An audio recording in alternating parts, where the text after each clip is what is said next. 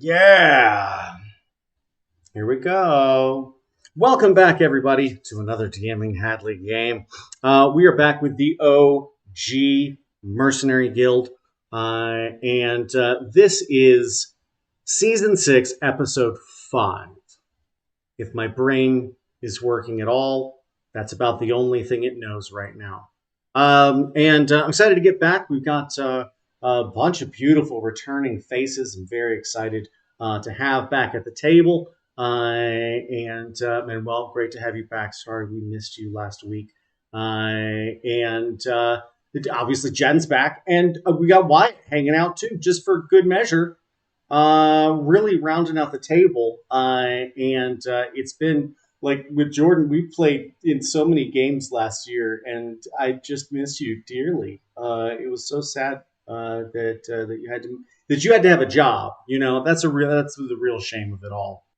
Is that you have to work to support my Dungeons and Dragons habit. Um, so it's great to have everybody back for another episode. Does anyone job derogatory? Does anyone remember what happened last time on the Mercenary Guild? Anybody at all? We had to go get dragon eggs, and then Dragon eggs, you yes, say? and Sinesh, Which we I was- failed to do, yeah, and then but we and then, nearly did. then we forgot about Goliath, and he snuck up on me and kicked me in the jaw, True. and then Good thing you had a I mouth was guard. I was giving the jackass grill that I still have. And, We totally would have got the eggs if it wasn't for that damn kraken. Yeah. Oh yeah, the Kraken came out of nowhere. That happened too. Yeah. Ah, boy, that's a sad state of affairs. You did eliminate this group, though. That was I got like 3 crits. yeah, y'all did. You could put in some serious work. You had 3 pretty serious opponents to deal with, and a number of sailors who did not know what they were up against. And managed to get away virtually unscathed, although your prize, as mentioned, did slip your grasps. Yeah, so I'm excited to get to it and see what happens next on the Mercenary Guild.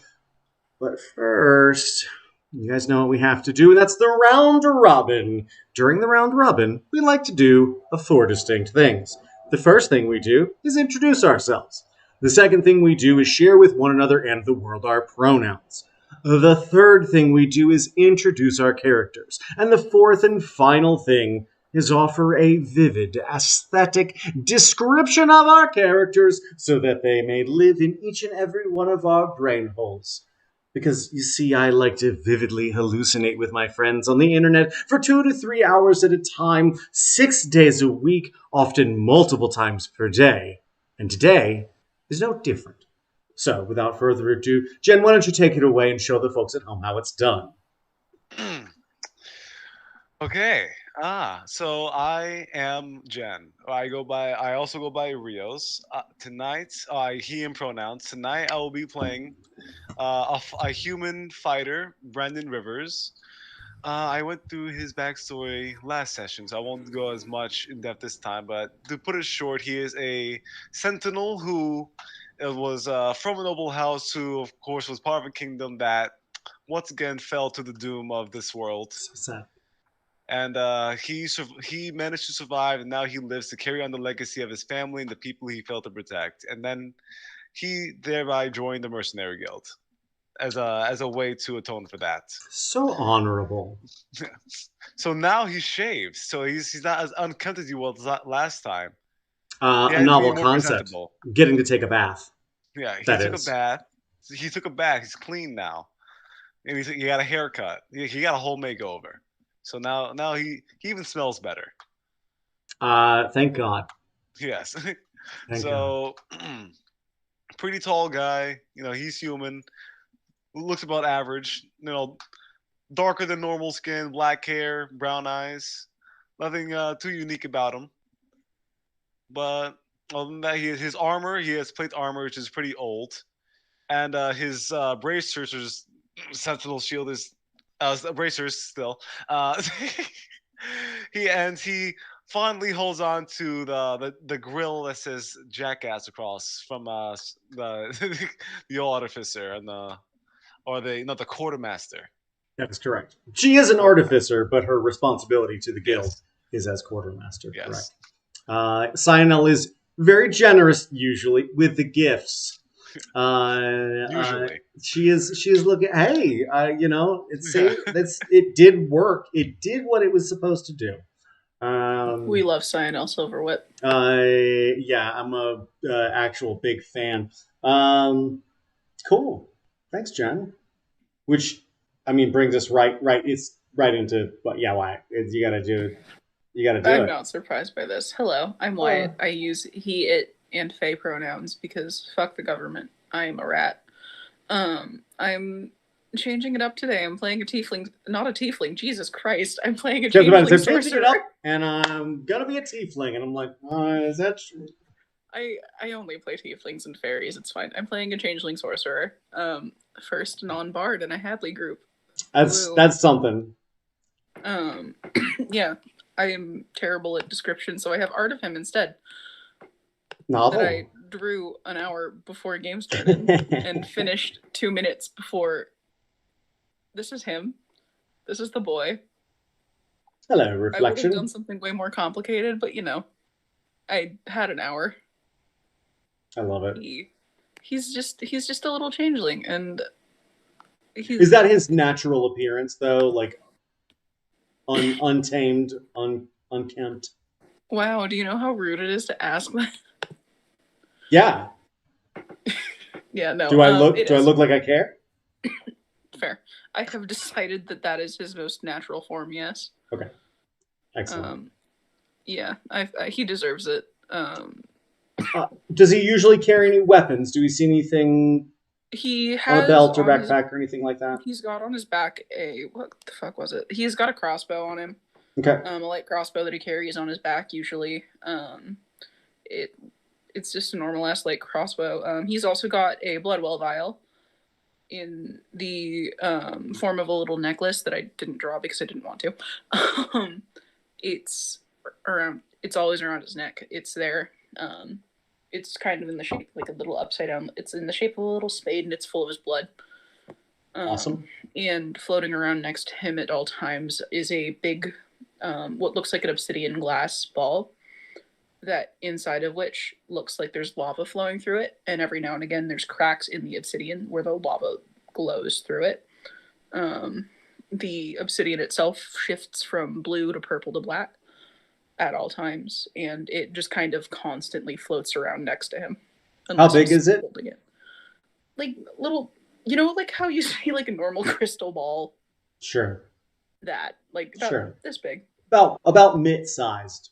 Yeah, it's like a decently sized little thing. Now and again, lava will seep out of the cracks and float in little balls around it, and just kind of dissipate. I love that. Magnificent. Thanks, Wyatt. I love when everybody gets shifted around, but in this case, Jordan, it didn't save you because it's your turn. Okay. My name is Jordan, and I use he/him pronouns. I am playing Rivius, who is an Owlin rogue. He stands at just over 3 feet, and he has the coloration of a barn owl, so that gives him like a white heart-shaped face and body, and then he has like brown to black wings with little black marks on his feathers. And he's not currently wearing any clothes, but he has a dagger tucked under his left wing, as well as a quiver and short bow strapped to his back, and a rapier dangling from his right hip. Amazing. I love it. It's pretty fancy rapier, isn't it? Yeah, it's nice. It's got a bit of jewelry in it, and he keeps looking at it because it's shiny. It is pretty. Magnificent. Thanks, Jordan. Manuel, take it away. Yes, hello. I'm Manuel, using the he/him pronouns. I'm playing Curtis Drummer, who basically just goes by Drummer, a tabaxi bard of slender figure, and you will notice him because he's always the one moaning that he has to carry around a huge drum set. I mean, it's like 12, 13 drums all together, and he is really he is a weak figure. I mean, he's good looking. He's really handsome. He has honey-colored fur, dark tufts. He has a huge neck beard, and light trousers, and a very colorful scarf that has seen some interesting uses over the past few days. He basically spent his life just traveling little villages, giving spoken word performances, or sometimes hiring out his services to a local noble or a mayor for a political campaign. So you don't. Well, he has a rapier and a couple of daggers and a light armor, but he was under the assumption that he could get away with words in any situation until Cyanil told him otherwise, or taught him otherwise, basically. I love it. Do you have any other weapons on you besides the drums? I should have something to shoot people with. Shouldn't we all?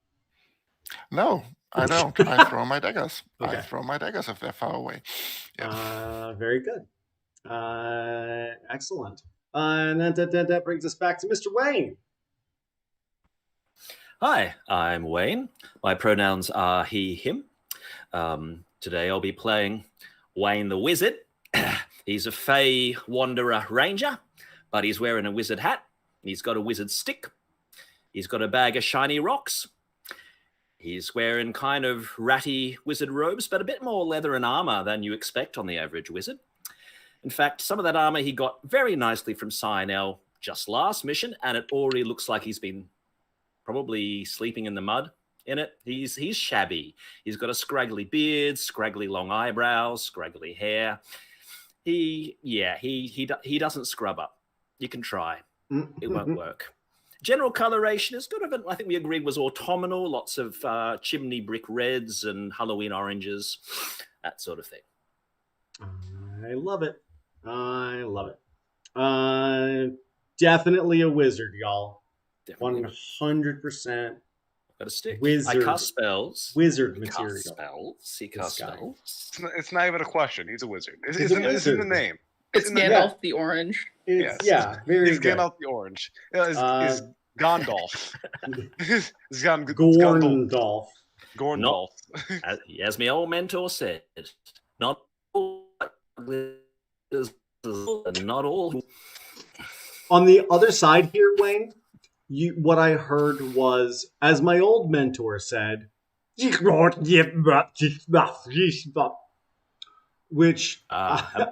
which I am imagining must be an abyssal.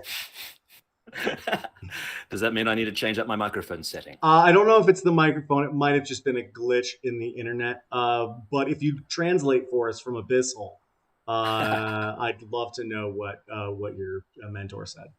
Oh, it's just not all that glitters is gold, and not all who wander are dickheads. That's what I always say. Lovely. Thank you, Wayne. I am, of course, DMing Hadley. He, him pronouns here for 60% of your DMing needs. And Wyatt and I were talking earlier, and I was reminded that for Father's Day last year, I adopted everyone.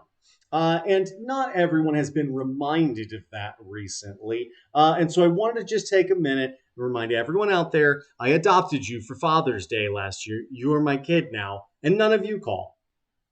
I call you every week. You text me. I play D&D with you every week. That's not calling. That's playing Dungeons and Dragons. Very different thing. It's I still on the want to phone, call you through technically. Discord right now. Don't. It's muted.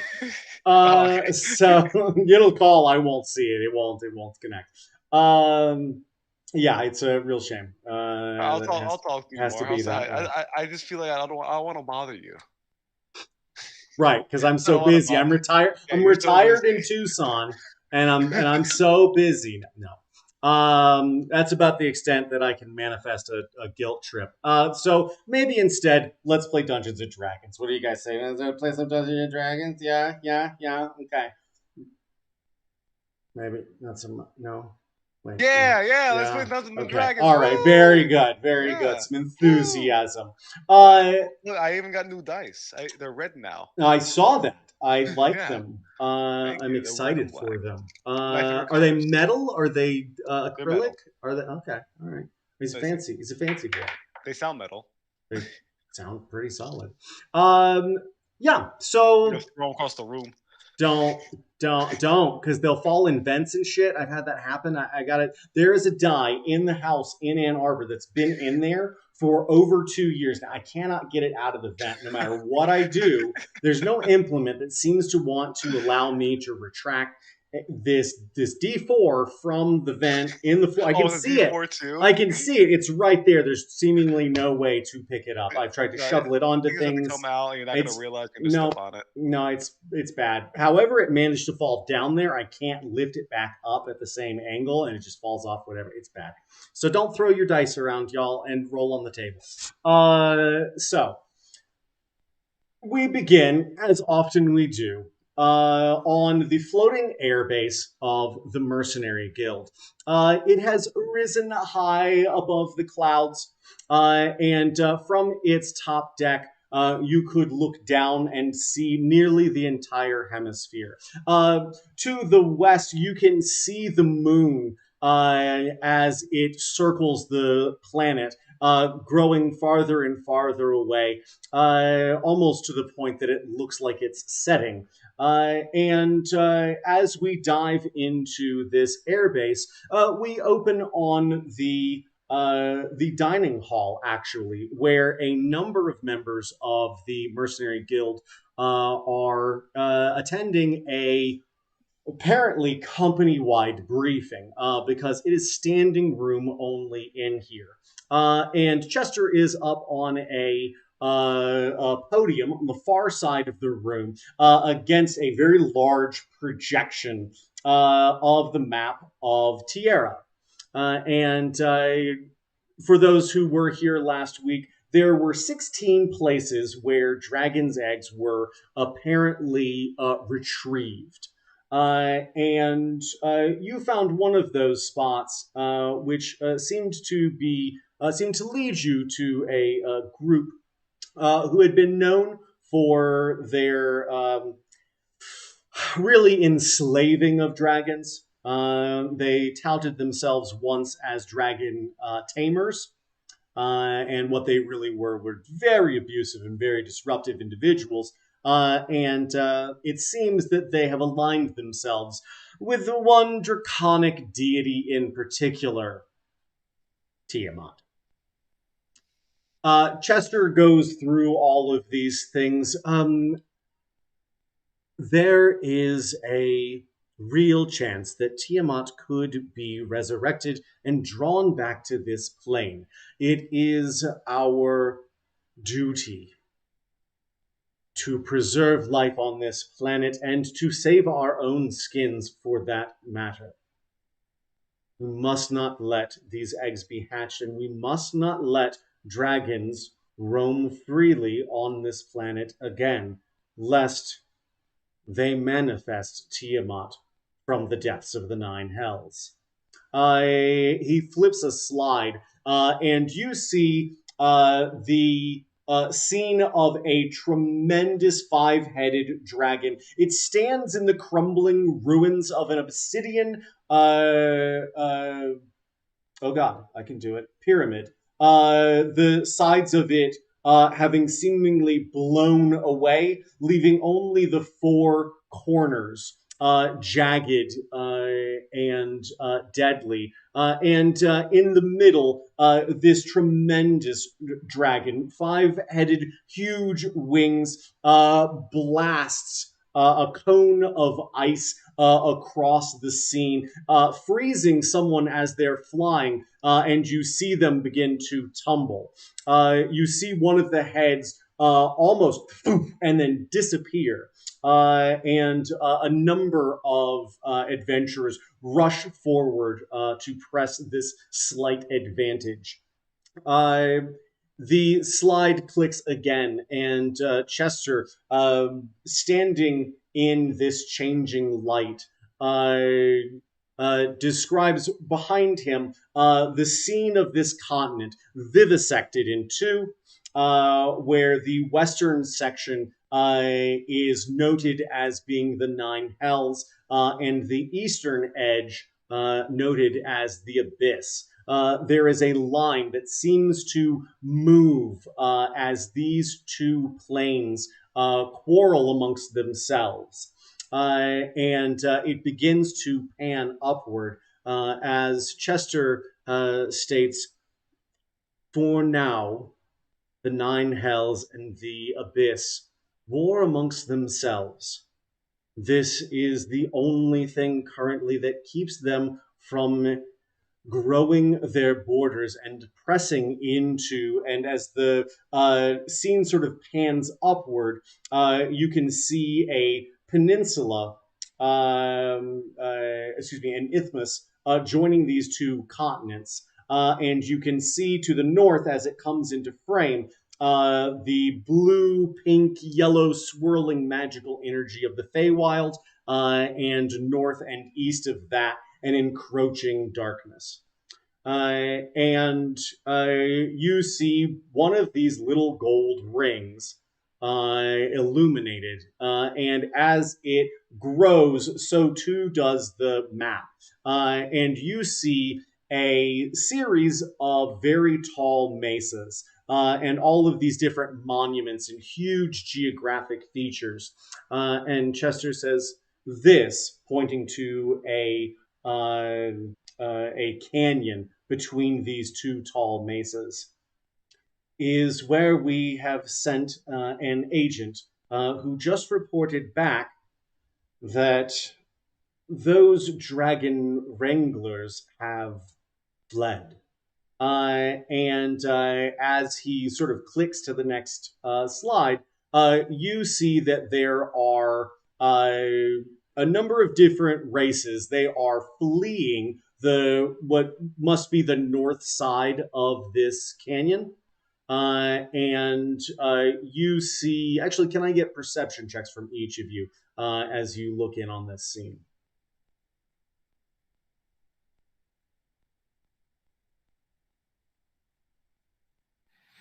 That's a 13. Natural 20, 22. 25. Nice.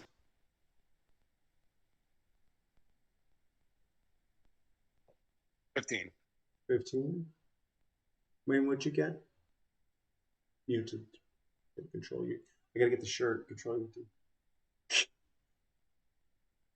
20. Sorry. Okay. So, Grievous and Reflection and Wayne, you distinctly see these little yellowy dots sort of lining the wall, or walls plural, of this canyon deep in the shadows. It doesn't look like whatever has chased these people off is pursuing into the open light of day. But you can also see that there are tremendous tarps and canvases draped over the top of this ravine. You can see them softly billowing in the wind.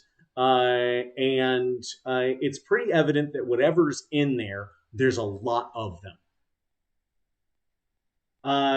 And Chester continues. Some of you will be assigned to this ravine. Others will be sent around the globe as transport permits to assess what kind of dragon eggs have been claimed and to hopefully retrieve them with any evidence left behind by those who stole them. and he says, break out into teams. And he looks out and says, Cyanel. And he gestures towards your party standing towards the back of the room. And she nods and very quickly begins to march out of the room, her platform heels clicking, and she looks at the five of you and says, follow me. As the rest of this meeting begins to break up into respective groups, you are led downstairs and very quickly led back to her sort of workspace on the aft section of this ship. And in the hangar, you can see now that the piles of goodies, which were strewn somewhat about her workspace, have now been tidied up quite thoroughly.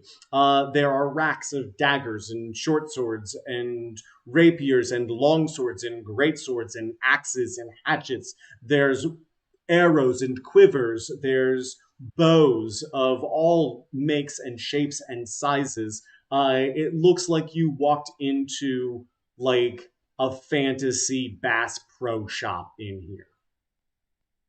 It's pretty significant. It's Brass Pro Shop again. That's Brass Pro Shop. That's correct. As you look in, you see that things are far more orderly. And it can I get who is trained in Arcana? If you are trained in Arcana, you may roll an Arcana check. Well, clearly Wayne the Wizard. But obviously. Yeah. 16 Really? total, 10 plus 6. Okay. 16 for me as well, mate. Okay.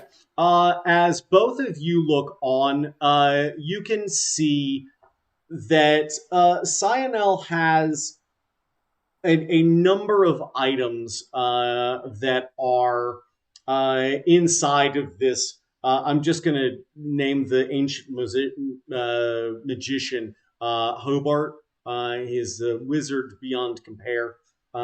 His prestidigitation spell absolutely revolutionized the game. And inside of this large machine, you can see that she has a number of arcane items. She looks like she's trying to sort of like mix and match properties in a pretty complex way. It seems like she's just trying to pack more magic into individual implements. You're not quite sure what those magical powers might be, not without doing a little either investigation or detect magic.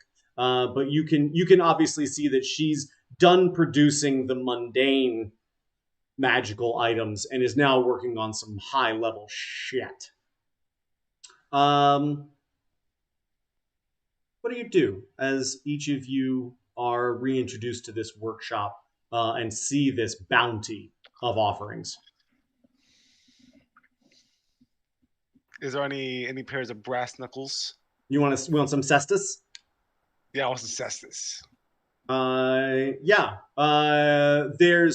There's an array actually. There's some very standard looking knuckle dusters. There's a set which, when you sort of like poke at them, start to you see little electrical discharges from those. Those are chromed and look to be a little more significant, a little meatier. There are proper cestus, which are just sort of like a plate shaped to the knuckles, and a wrist strap and finger slots to hold them in place. Do they say jackass on them? One says jack, the other one says axe. Good. I wanted to match my grill. And Okay.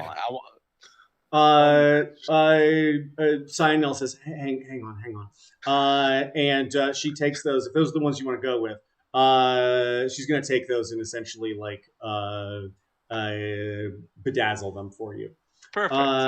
And she hands those over. And as she does, let me take a look at your character sheet. We'll see what we're gonna do. Do I get a bonus to damage with those on?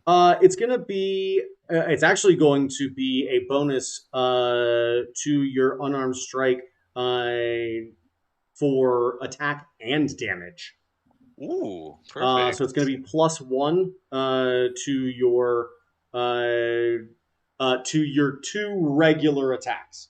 So essentially, you're going to get bam bam, and then whatever your bonus unarmed strike is going to be like a knee, a foot, a head. It's going to so your first 2 you're going to get a bonus. The essentially offhand attack is not going to benefit from that. And she takes it over. Right? Yeah, essentially +1. She pops on some jeweler's glasses, and she goes over and she has this machine. It looks like a riveting machine, and she pushes down on a pedal, and you hear and just starts this like machine gun rapid fire. And she finishes one and sets it to the side. And it's like it created a perfect stamp for each of these diamonds and capped them off. They're not very large, but there's no shortage of them. And you think there's probably 100 gold worth of diamonds in each of these. And she finishes up ass, and then she looks down, and then she puts an exclamation point to sort of balance them out, so that there's 4 characters on each. And she tosses that second one to you, and she smiles at you and says, "Who's next? Don't all rush to be first." I was first. No, well, then, Yeah, I turned to her and well, last we spoke, you mentioned that I got hit too easily. So did you come up with anything? You know, I don't like to wear heavy things. I mean, this light leather is really everything that I can drag around. But you said maybe there was something that would make me less vulnerable. She sort of rubs her chin. She says, "That's easy enough. Do you think?" And she sort of looks you over. "You think you have enough strength to carry a necklace?" And she walks over to a drawer and retrieves this very nice. It looks like platinum. The edges of it seem to be like heat treated.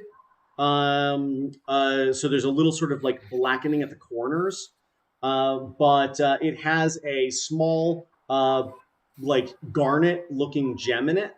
It's about maybe a 1.5 inches by 1 inch in an emerald cut. And it has a sort of a medallion around it that looks like a shield. And she says, "If you can carry that, you'll feel a little harder to hit." That's beautiful. Does it repel fleas? She looks. She said, "I thought Bios gave you the flea medicine." Well, I mean, it's just yeah. I'll wear that anyway. Okay. You sure? You okay? Okay. I'm going to go ahead and add this and activate it and attune it for you. So your Ring of Protection will increase your armor class by 1 and give you a bonus on your saving throws. Great. Enjoy that. Who's next? Chop Chop. I just want to take like 10 steps away from Drummer when he talks about fleas. Reflection will do the same. Fair. And That was a problem when I slept in barns a lot. You know, when you sleep in barns and then things I crawl sleep in into your barns and fur. don't have fleas. No. I That's have fair. fur and don't have fleas, and I sleep in a lot of places. Anyway, I want to offer one of my daggers to Silver Whip, and well, do you think you could put jewelry on this one too, like with my rapier? She looks down and smiles at you, obviously, as you endear yourself to her somewhat. And she takes the dagger and sort of flips it through her fingers, almost examining it as it floats around her hand with a beautiful level of dexterity. And she holds it up and looks at the blade and says, "What would you like it to do?" Uh, well, I do like its job of stabbing people. If it could do that a bit better, that'd be nice. She chuckles and says, "Well, that's easy enough. Um, give me just a moment." And she goes in and grabs this tray of magical implements and moves them to the workbench, which is now pristinely clear. And she sets your knife inside of it, and she goes to a drawer where she pulls out a couple of boxes, and she rummages around through loose stones that, I mean, honestly, it's like there's just a ton of them in here. And she finally picks up a small blue sapphire. Here we are. And she proceeds to walk back towards that Hobart and sets the gem on the blade and shuts the lid. And as she does, there is a bright blue flash and a puff of cotton candy blue and pink smoke. And she opens that, and even more magical exhaust, for lack of a better term, pours out of this machine. And she picks up the dagger, and the dagger almost glows blue. The sapphire itself seems to have actually diminished in size and is set in the blade. And the rest of it seems to be just dimly illuminated with magical energy. And she reaches in and picks it up with a single finger and twirls it around in her hand and says, "I think this will do the trick." And she says, "Here, catch." And she throws it towards the huge blue screen of energy that separates the lack of atmosphere at this altitude from the cargo bay. And it goes whizzing through that blue material and then very quickly starts to turn and come back. And as it does, can I get a dexterity saving throw or sleight of hand check from Rivius? Okay. 18 on the dex saving throw. Boop.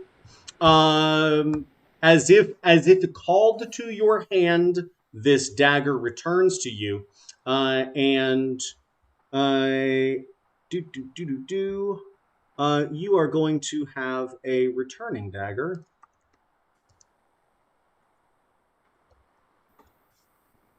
+1.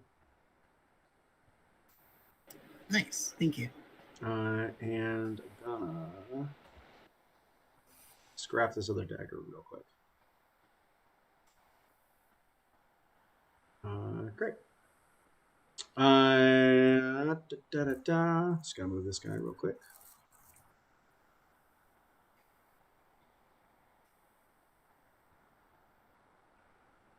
Beautiful.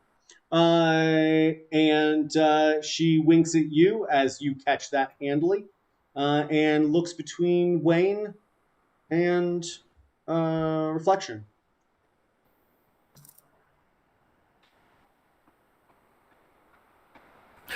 Well, to be honest, I'm feeling pretty good about this team.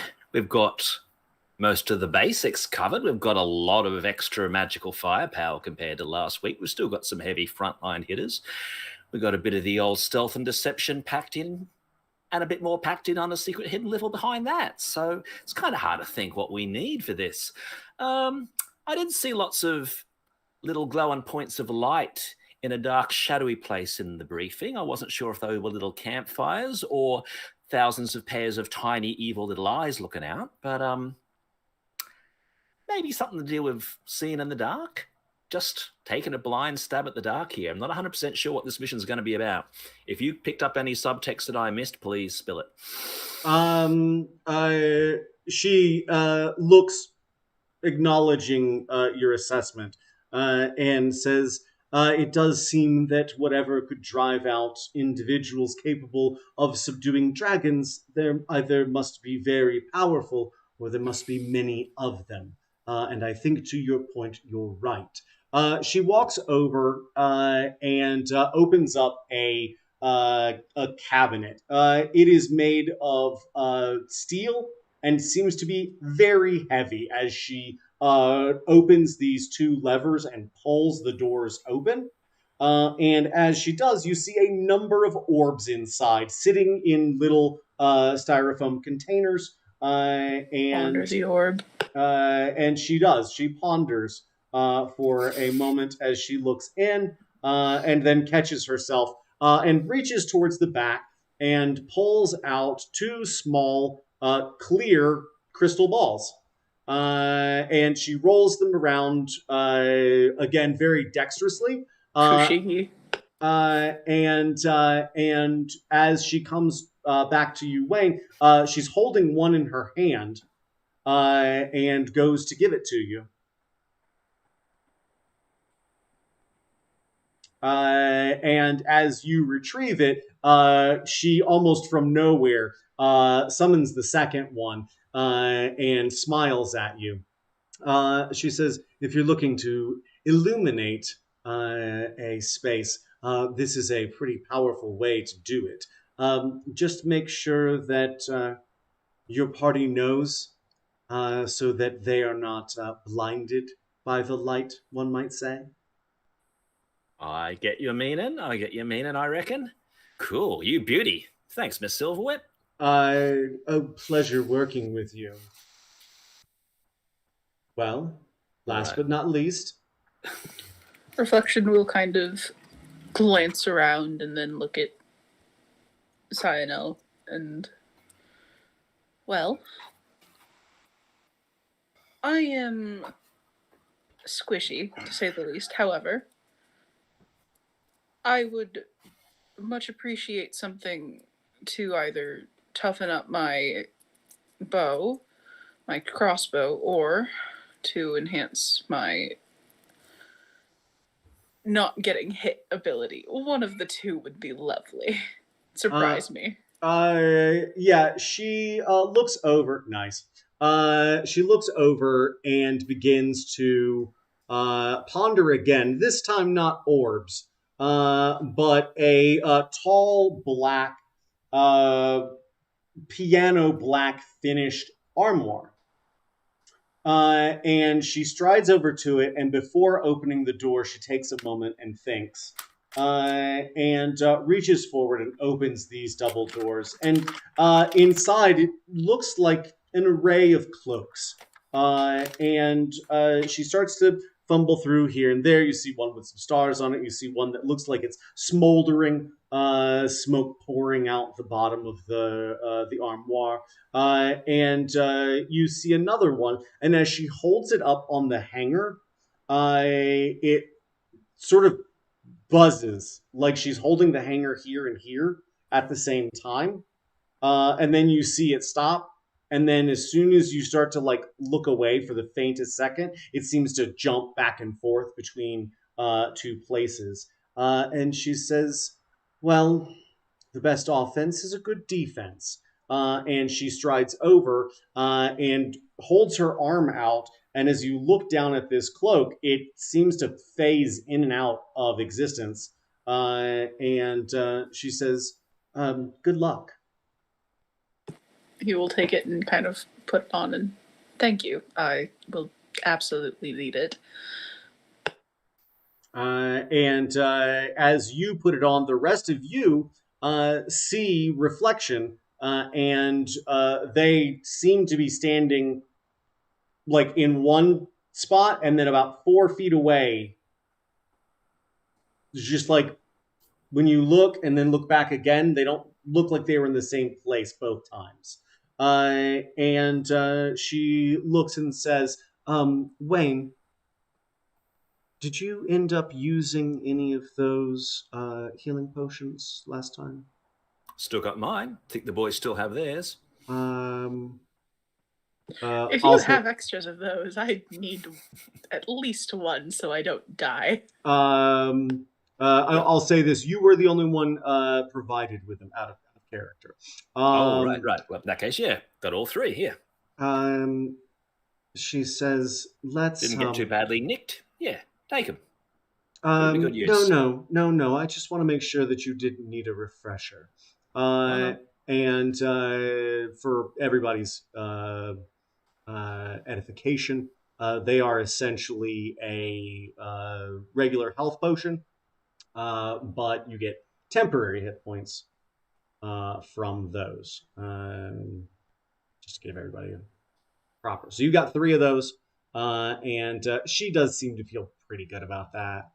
But if anybody wants to make a petition for more, now's the time. Do we have any healers this time around? I have cure wounds, but that's about it. You'll be fine, I'm sure, she says. I can put you back on your feet if you have to. It's always nice to have more than one. Perhaps maybe just one more. Beautiful quartermaster. Just one more. She looks at you at first with disgust, and then with a and then with a sort of joyful resignation. I didn't mean to do it not flirtatiously, just as a way to try to butter her up. And she I'll says, flirt with her for you. It's whoever she says, whoever told you. Whoever told you that flattery gets you everywhere lied, but You told me that. Oh, well, what can I say? And she strides you were over. lied to by the best liar there is. And she opens up a small cabinet on the workshop table, and as she does, you hear bottles clinking together. And she reaches in and actually retrieves a pretty significant sized vial. It's about as big, to guys put both your thumbs together, it's about yay big around. And it has a like a rubbery sort of stopper at the top. And she comes back. It's thick glass tube, but there's obviously still a lot of liquid in here. And she says, try not to spill any. It is quite precious. And she hands it to you, and you see this sort of pearlescent swirl in this dense pink liquid inside of it. And Thank you. This might save our lives. she says, hopefully you won't need it. And as a bonus action, you can get it's 2d8 plus 4. With a full round action, which is bonus action and action, you can get the maximum amount of hit points. And so you'd get 20 hit points to whoever it is administered to if you take a full round to carefully uncork it and make sure they drink every drop of it. Perfect. Sounds like something I can be entrusted with. She says, I hope so. She strides over and sort of looks out. The shield between the hangar and the world outside sort of is at an angle away from the floor. giving you a much larger sort of view than you would otherwise have. And as she looks down, you can see this these trees rising up, the airship itself seemingly descending almost imperceptibly. And as you look out, you see huge trees climbing a mile or more high. But you can also see this corruption sprawling from a point to the northwest on this continent. And you can see the trees have lost their needles. You can see webs of all sorts of different worms and spiders filling the space where leaves once were. And you can, even from this vantage point, see an abandoned city. It looked like a frontier town, which has gone to entropy in the face of this sprawling necrosis. And Silverwhip turns around and sort of shakes her head. This was a different world only 2 years ago, and it is terrifying to think how much farther it can fall into disarray. We need you to make sure that doesn't happen. And she looks over to her right and whistles. And as she does, you begin to hear the telltale trundling of Bios as she jogs down the stairs, holding what looks like a bundle of blueprints under her tiny arm. And she mocks having been out of breath as she runs up to you. Hi, hey, everybody. Time for another mission, right? G'day, Miss Bios. Oh, hey, Wayne, nice to see you. Hey, thanks for fixing my tooth, by the way. My tooth Oh, problem. it looks great. And I promise it'll never come out again. I hope so. Ever. Right? Ever. Ever. Oh, hey, y'all, how are you? And she looks like a 5 over. minute staring contest. Yeah, she doesn't blink, so it's just sort of untenable after the first few minutes. You're telling me I can't beat a robot in a staring contest? Yes. If it doesn't have eyelids, you can't beat it. I mean, that was the joke. There is sort of a programmed sort of like the eyes that she has seem to like power down and power back up as if she blinks from time to time, but she doesn't. She's not looking at you. She doesn't. And she turns. Oh, hey, drummer. Have you got a chance to try out that new resonator yet? I sure did. It seemed to have scared off a few people. Analoth left, so I'm alone in my room now. But I don't think that was the good. drums, buddy. I really don't. No. It might have been the fleas. It might have been the fleas, though. That's not really a problem anymore. I mean, there was like not that I got you that flea dip. No, you're fine. Yeah. Yeah. But okay, great. Rivius, how are you? Rivius, you guys are pretty close to the same height. Yeah. But hey, how you been, bud? Hello. Good. Still, Mr. Hadley, was there a long rest, or am I still looking like fried chicken? No. You do not look like a fried chicken anymore. Yes. Here's something, Jordan, that I know you're not accustomed to. From one game to the next, unless otherwise specifically noted, you will get long rests with the Mercenary Guild. Really? You're doing that now? There were specific instances where that wasn't the case during the Mercenary Guild previously. Now, during my campaigns, if you get a long rest, y'all should pop a bottle of champagne. Because y'all are going to go and go and go. until you can't go no more. Unless we're in Baby Bards. Unless you're in Baby Bards, then you don't even need it because it's more role playing than fighting anyway. So good job. You are all healed up, and I'm sure feel much better for it. Yes, I didn't enjoy the charred look. It wasn't for me. It's not as hot as it looks. And finally, Bios acknowledges reflection. Hey, hey, hey, hey, hey, hey, hey, hey. Oh, He'll kind of take off the cloak a little bit and just hold it over his arm so that she's not like looking everywhere. Yeah, that'll make you dizzy. I mean, not me, but it'll make someone dizzy.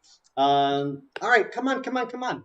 And she hops onto the airship, which is, for those of you who don't recall, is a 240-foot long structure. If it looks like it was made of a destroyed fortress, that's because it was made out of a destroyed fortress. The tops around this 60-foot by 240-foot structure have traditional looking parapets, and the bottom level has about a 15-foot ceiling to it. And as you enter in, there's a spiral staircase to your right. To the left is a dining hall. To the right, past the stairs, is a series of bunks in a pretty large room. Beyond that, to the left, is the mess hall. And to the far back right seems to be a relaxation room. And straight dead ahead, the very end of the hall, is what looks like a pretty thoroughly abandoned office space with built-in bookshelves and a couple of very similar looking armoire on the inside of that room beyond a desk. And she says, hey, you guys want me to look these over? And she takes this bundle of maps and just chucks all of them loosely into the mess hall. Into the mess hall, and says, "Have fun with that. I gotta get flying." And she trundles up the stairs. You hear the door open and then slam, and within a few seconds, you begin to feel the floor of this whole structure start to shake just really gently, very gently. And as it vibrates, you can almost feel it lift off. And can I get investigation checks from anyone who wants to play with the maps? Perfect. Sounds like something I would do. Motherfucker. It's always On the table. 2 plus 3, 5. Yep, you I don't got know a what maps 20 are. I got a dirty 20. No, that was my pen. That wasn't my. Okay. A natural 1. Excellent. You 15. ate the map. I know what maps 15? are, Ate but I the map. can't. Oh, you wish it was that easy. Rivius, what'd you get? A dirty 20. A dirty 20 as well. Okay. So as you're looking around, these maps, very quickly, it becomes apparent to the majority of you that these maps are of various tunnel structures branching out from this ravine, from this canyon that vivisects these two tremendous mesas. And as you look in, you see that there is a more significant series of tunnels to the west, which lead deeper underground. The tunnels to the east seem to only go down so far before you actually hit the water table itself. And is seemingly impassable because of that. And as you sort of look through all of these, Wayne, oh buddy, old pal, you get that sinking in the pit of your stomach feeling. And you thinking back, realize that if there's subterranean tunnels, you go down far enough, there's some real evil shit down there. And if Down below. yeah, if you feel those pricklies on your neck as you start to think about all the things that come from under the earth. And roll me a nature or history check. Either is acceptable. Okay.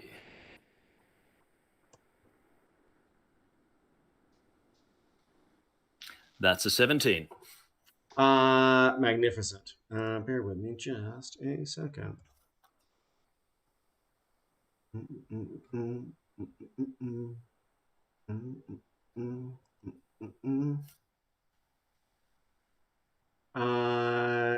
Cool.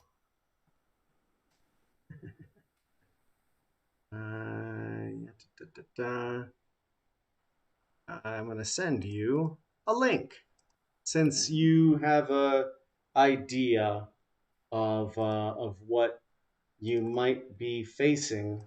And I'll say you guys can look at it. It's not going to play exactly as the stats say here, but it's pretty close. There's probably a lot of these things that have managed to make their way up from the depths. Hadley, you know if you give me something that looks like a dog with tusks, I'm going to try and befriend it. Yeah, I'm aware of that. And it does love hugs. I don't know if you read that. It loves hugs.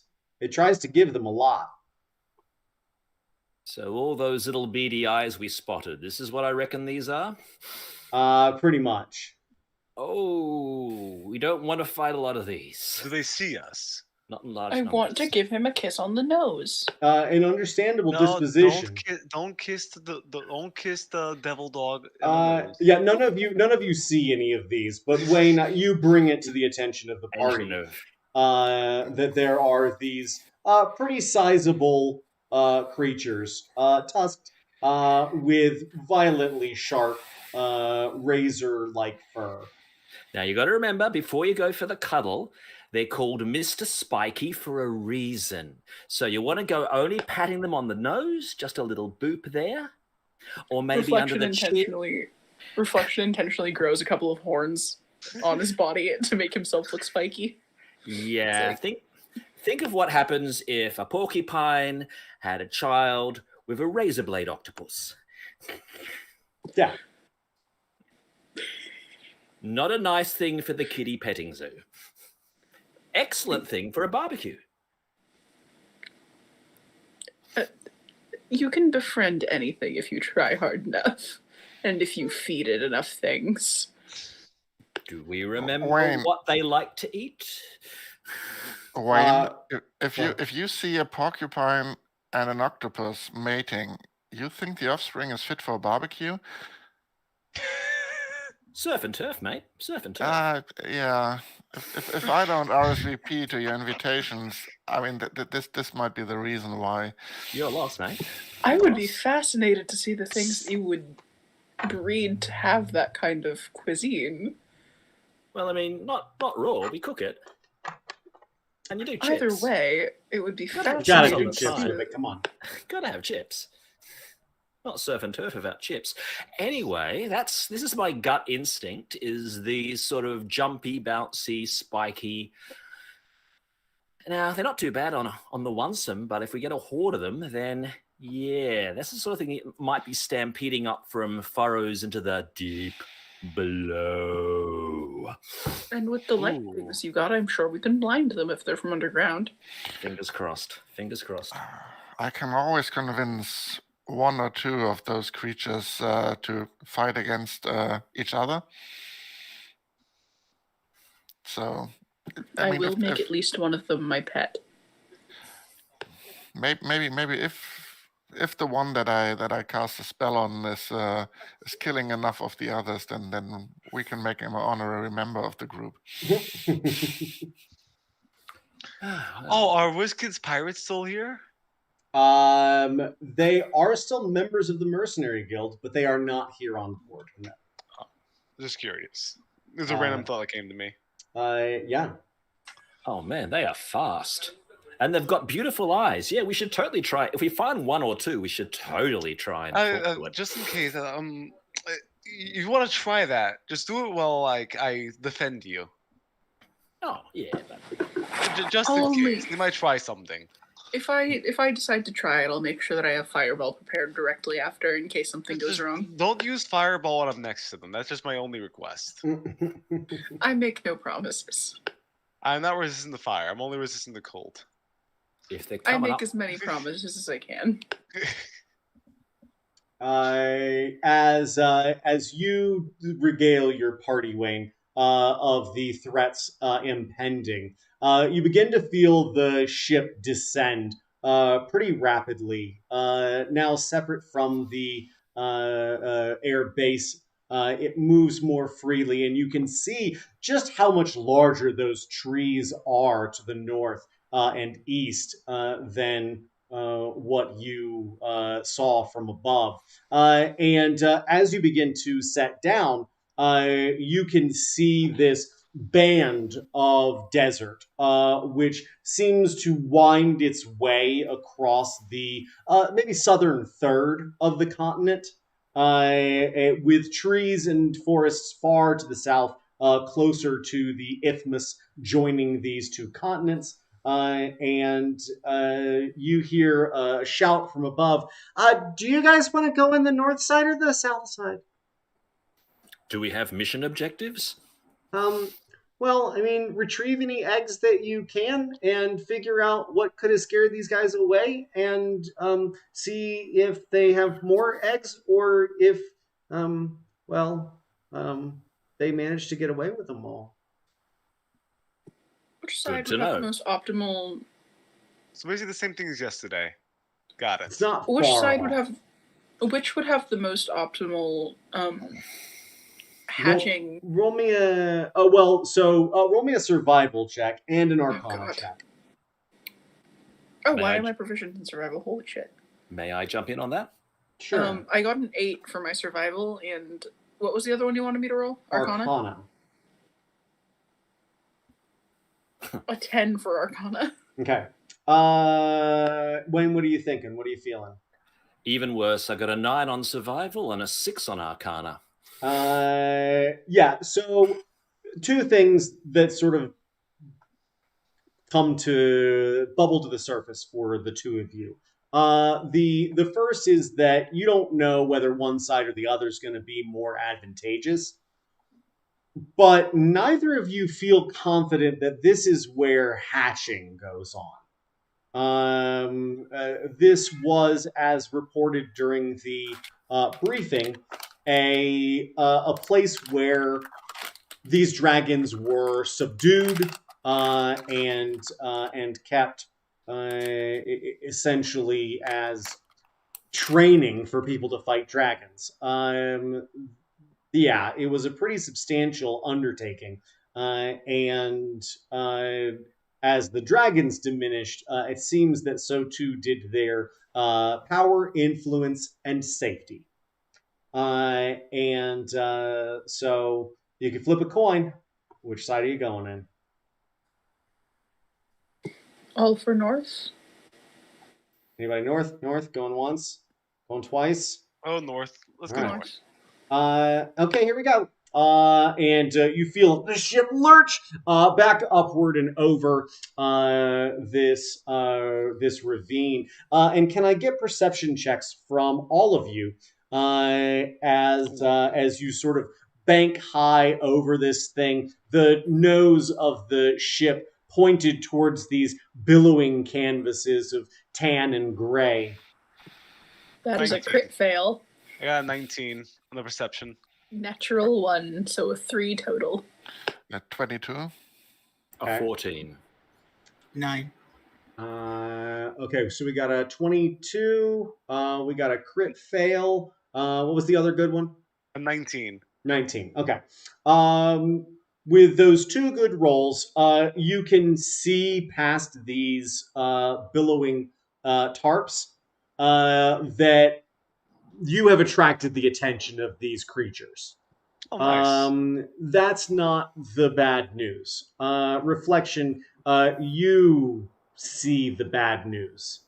And that is that these creatures, they are large. All right, so they are bigger than your average human. They are nearly 10 feet in size, and that doesn't explain why there's one that's about 2.5 times that size that is prowling around underneath these tarps. You can see sunlight glinting off of these two humongous tusks as this thing seems to prowl in the shadows on one side and then leap across the chasm underneath these billowing tarps and then set up and hunker down and look. I mean, it's looking right at you.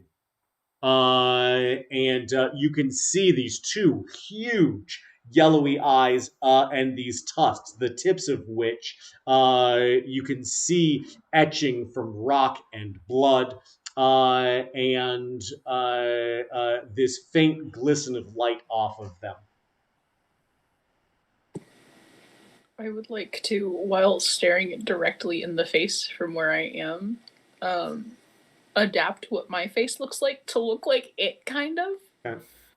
But with bigger teeth. Roll me a deception check, please. Okay. 16 total. Y'all look over and see a pretty terrifying looking reflection. And yeah, it's just a whew. Yeah, Bios comes down the stairs.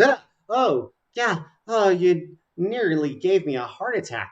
You guys ready to land?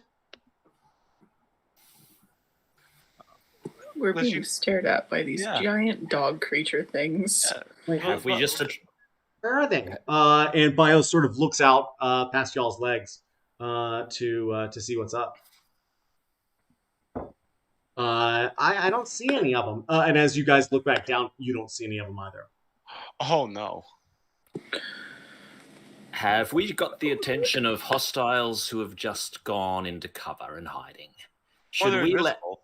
Should we go away off and make a stealth approach ourselves? I don't think we can if they've already seen us approaching them. We could fuck off and loot back. That's true, but that would take a while. Eh. To the south. Loopy-doop. South. To the south. Guys, really? To the south. Okay. And Bios goes back upstairs, and you see the ship. It actually continues sort of strafing northward for just a moment, and once it gets to the other side of this ravine, it drops off the mesa and then very quickly starts to bank upwards and around. So much so that you guys are like pulling some G's. And she banks hard over this mesa and floors it. And this thing just like, you guys are hanging on at this point to keep from tumbling backwards.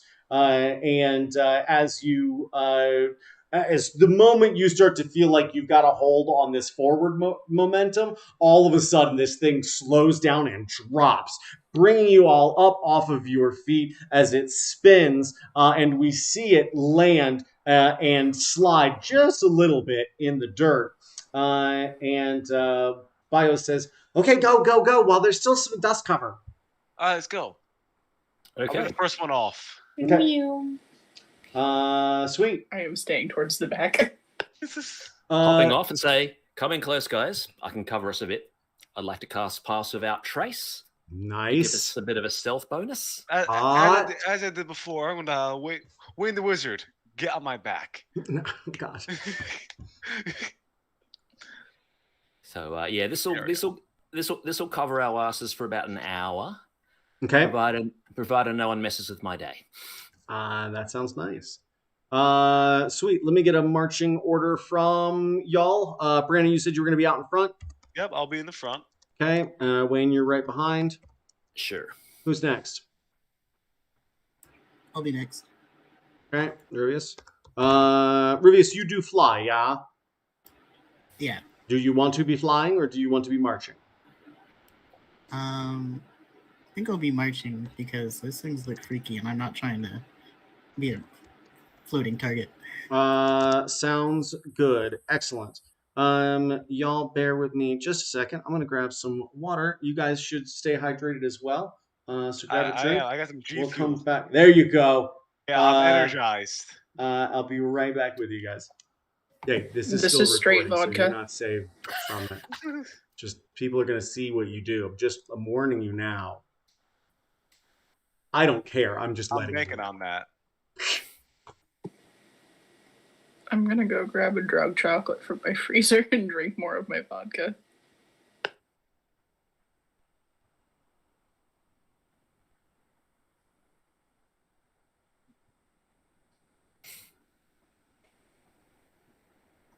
Don't suppose anyone's got any reconnaissance?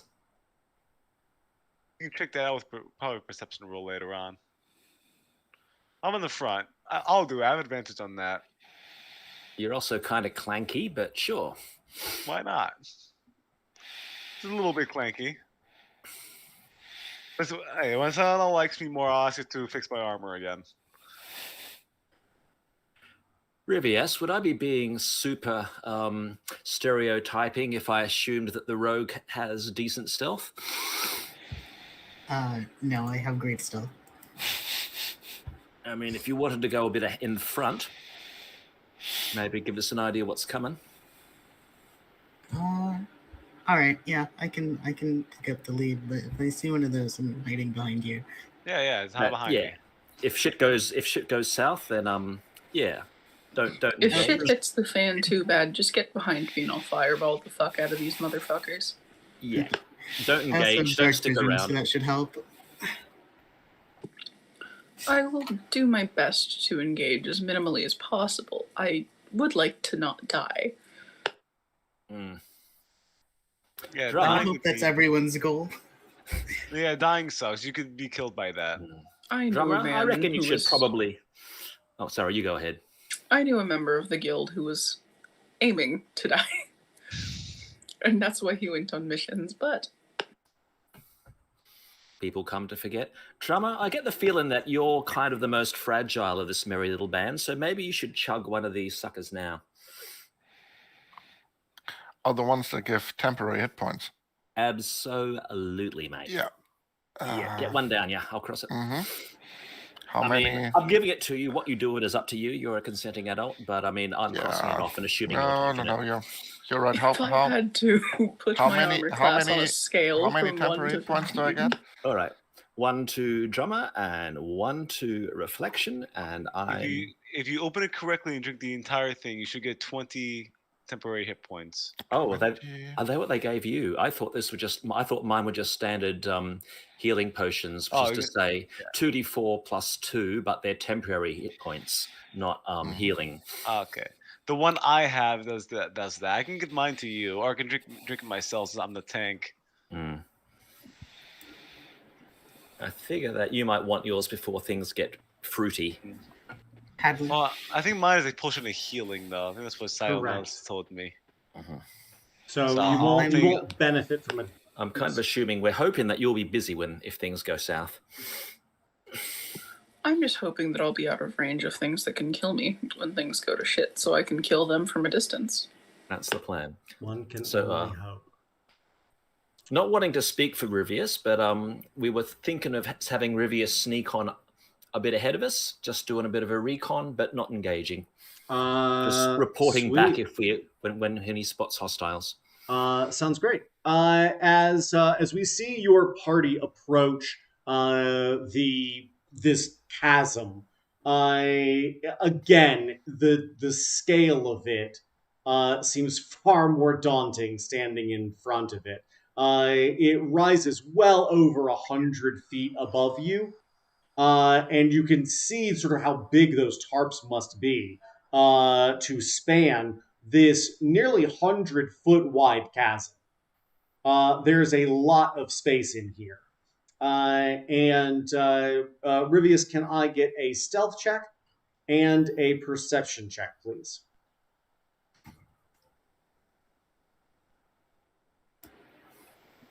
That's a 19th in stealth and a dirty 20 for perception. Magnificent. Doesn't Pass Without Trace also give you like a plus something to stealth? Oh god, I It think it's surely a plus does. 10 or something like that. Plus 10. Yeah.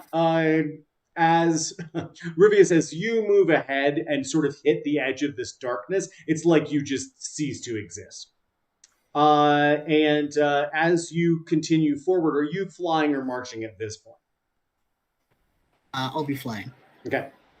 As you take wing and fly into this darkness, you're going to see a lot of things, and most of them are rocks.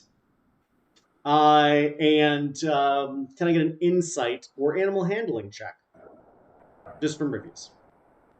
Are they igneous or metamorphic rocks, Hadley? They're sedimentary. Thank you. Ooh, I forgot about that one. Thank you. Yeah. It's 14 on insight. You got a hankering. Maybe you led them to the north side. Maybe you tricked them. You're not 100% sure, but you would expect to be seeing eyes by now. Right. And I think you end up using about half your movement to sort of swoop in, look around, see that at least for the 60, 80, 100 feet you can see that's still illuminated by the sun to the south, you're pretty sure that there's nobody immediately inside of this. Can I get a survival check with advantage also, Rivius?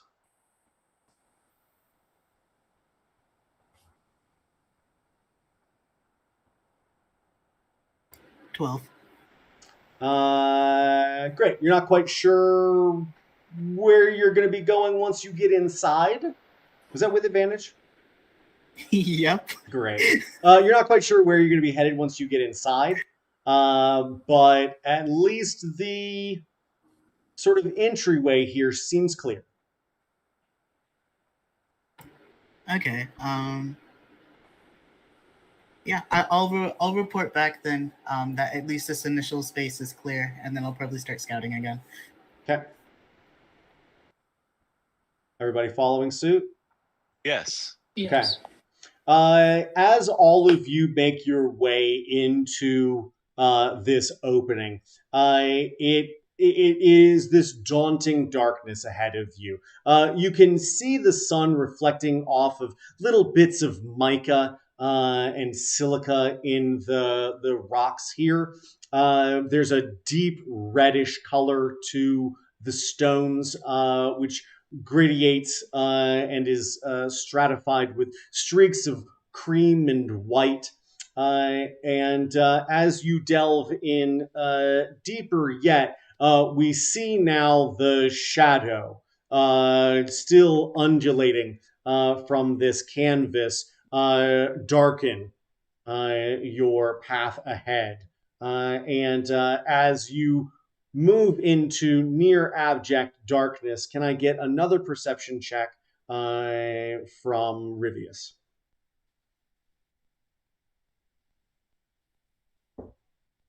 Natural 20. Magnificent. As you fly farther forward, on silent wing, you can see the silhouettes at the far end of this ravine, of this canyon. You can see silhouettes moving along the edge of that northern entrance. And now you are certain that you drew away the majority of the creatures here, and feel real good about having done so. And I do commend all of you for managing such a feat. But the other thing that you realize, Rivius, is that ploy is not going to last forever. now that they're on the far end. When nobody comes around, they're going to start prowling. Okay. How far did I go, roughly? What's your movement speed? 30 feet. Flying is only 30 feet. Yeah, it's the same as my Okay. walking and flying. That seems wrong, but I'll allow it. I'm going to say that this probably took a few rounds to do. You probably went in at the point where the darkness, where the angled shadow falls. You probably went in about 120 feet or more to be able to perceive as far out as you did, which is just shy of a mile to the other end of this mesa. Good thing you got owl eyes. Yeah, that helps. Okay, all right. So it's roughly a mile of shrinking safety then. Yeah. Okay. And then I will head back to the group. Okay. How far in are you guys going? As far in as our reconnaissance scouts deems necessary. Okay. I will say that essentially we see you guys making your way deeper and deeper into this ravine. And at some point here, you look back and realize that the entrance is getting farther and farther and smaller and smaller. Can I get who is trained in survival? If I can get survival checks from the two of you, please.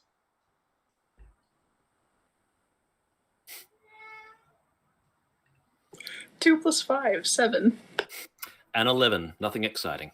As each of you begin moving in and starting to look around, you're not quite sure where you're supposed to go from here. The scale of those maps seems to be diminished sufficiently that you couldn't tell if it was 100 feet or 500 feet where this westerly, tunnel system started. As you look to the right, you also just see stone walls. It's just almost overwhelming. The depth of them, the amount of stones, the color, the strata, the darkness that sort of envelops all of it leaves you pondering. Can I get perception checks from everyone, please?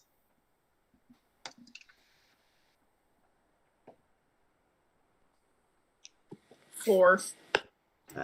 26. 13. 8. That's an 8 on a natural 1. Wow. Rivius, as you are sort of flying over, continuing to scout, you see a tunnel now. You see a deeply recessed, sort of triangular opening into these stones. And you at least have found the entrance to the western tunnels here. Wayne, as you look around, you don't see anything at first until you turn to your left and you see a far larger creature silhouetted against the light from the north. It is still a few hundred feet away, but it will be prowling this way pretty quickly as you see it leap from one side of this ravine to the other and continue unimpeded. It didn't even have to catch itself. It just sort of flung itself across, caught, and kept moving towards your party. All right, guys, get down. There's a big one. A really big bugger. Right above us. Get to the ground and make for the entrance. Quietly. Yeah, I want to point out the western tunnel that I found to the group. And then, I can't get any more to the ground than I am, so I'm just kind of looking at Wayne and shrugging. Nice. And my armor just makes this sound like it comes to the ground. Like clunk. Yeah, clunk.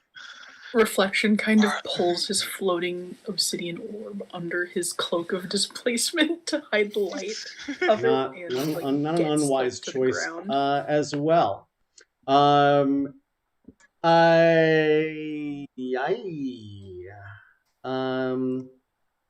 Y'all, can I get stealth checks from everybody, please? Oh, I have disadvantages at these. But you do get plus You'll 10. roll. Yeah, you'll still get plus 10. I'll get plus 10. Okay. Mhm. With the Oh, plus I 10, got that's two a 21. 14s. So I got 2 14. So I got 24. Okay.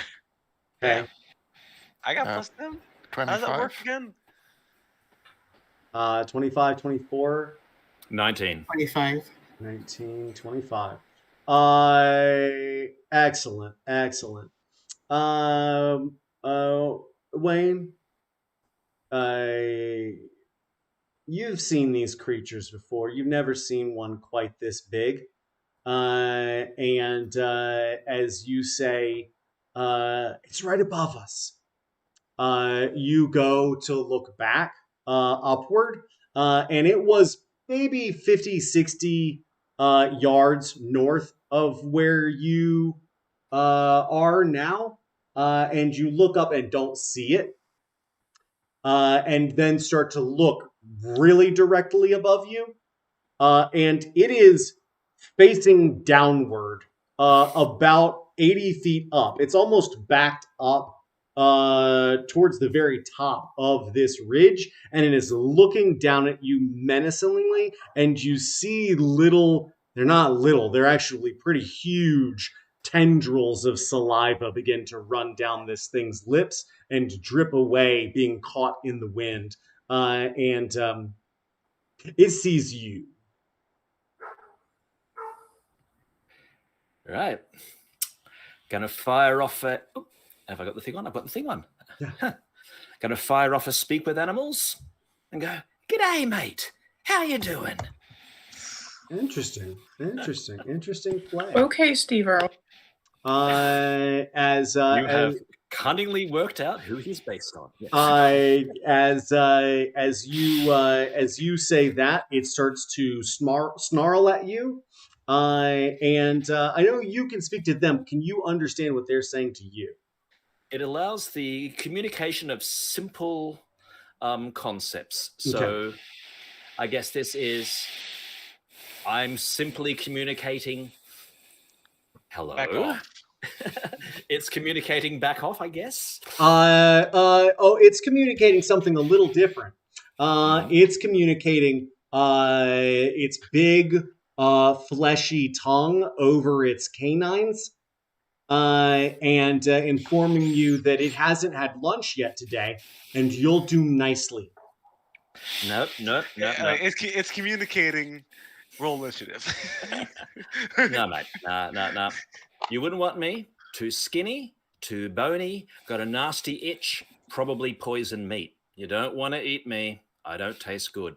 He's a wizard. Bad. As you say that, it begins to stalk downward, and it begins to leap. And as it does, it rolled a natural 1 on its acrobatics check. So first, Wayne, I need a dexterity saving throw. Coming right up.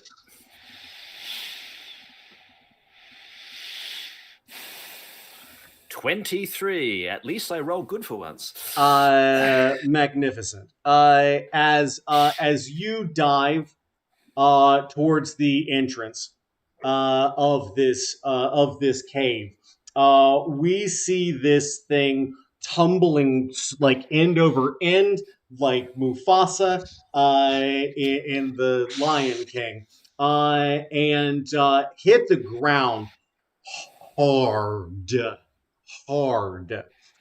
And as it does, it is going to take some damage, y'all. And no small amount of it.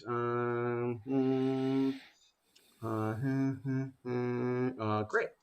And as you regard this creature, you start to see other rocks falling as well. And yeah, things get very active very quickly. Can I get dexterity saving throws from everyone else, please?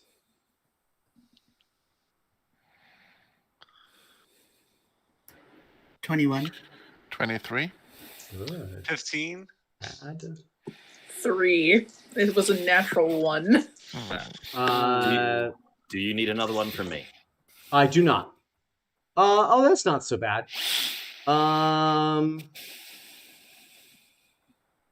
It is going to be just 5 points of damage to those who failed. So with a 1 and a 15, anybody under 17 is going to take a little bit of damage there.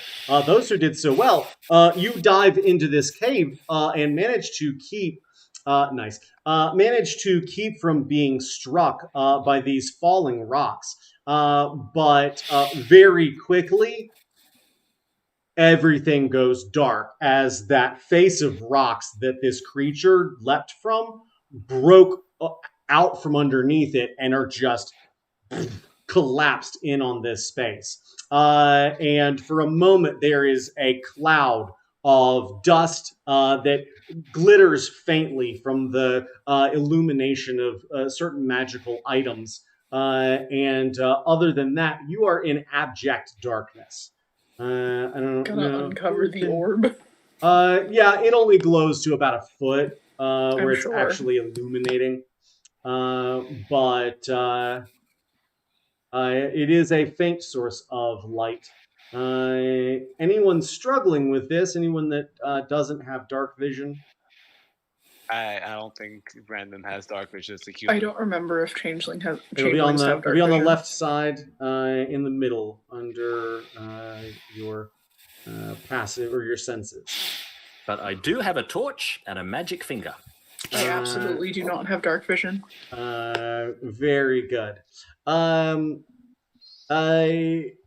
Reflection. As you hear a and then you see a very large, like about yay big, insect lurch towards you and attack your sort of like doppelganger, your displaced version of yourself, and then hit the ground and start to scamper away. And then all of you start to hear clicking and scraping. Are these large moths or more like cicadas? No, these look like beetles with long pincers. And about halfway down those pincers, there are these like thorny-looking barbs. Kind of like rhino beetles? A little Rhinoceros like beetles? rhino beetles if you took 2 rhino beetle horns and sort of put them together with a real sharp tine tip to tip. They don't look very friendly, and they do look hungry. Let's roll for initiative. Perfect. Now, a reminder to everyone, once everyone has rolled their initiative, if you know without a shadow 22! of a doubt, anyone going to beat a 22? Great. That's what I like to see. I have Brandon with a 19. Yeah, excited. 22. Reflection with a 19.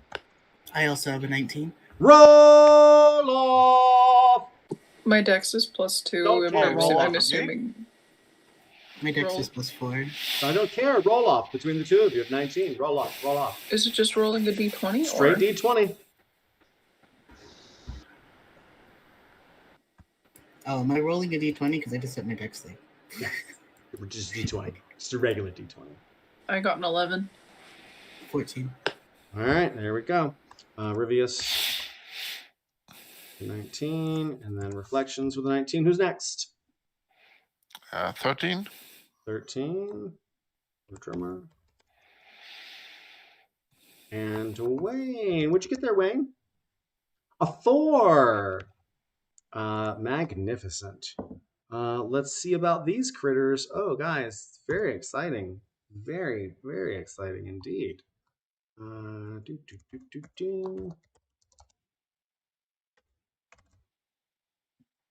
Beautiful. Brandon, as you see Wayne's torch begin to illuminate this corridor, bugs. Bugs. How They're, many yeah. bugs? So they're about dachshund-sized bugs. How large? Like yay big? Yeah. About yay big-ish. Small dog. How many Heavy. are in front of me? There's one on the ground, and there's more than you can count at first glance that seem to be coming out of little holes in the walls. I say everyone should probably stick behind me, and I'm just gonna carve a path, and we're just Okay. gonna run through them. I like this. So I'm gonna use my. I don't know what else to do in this situation.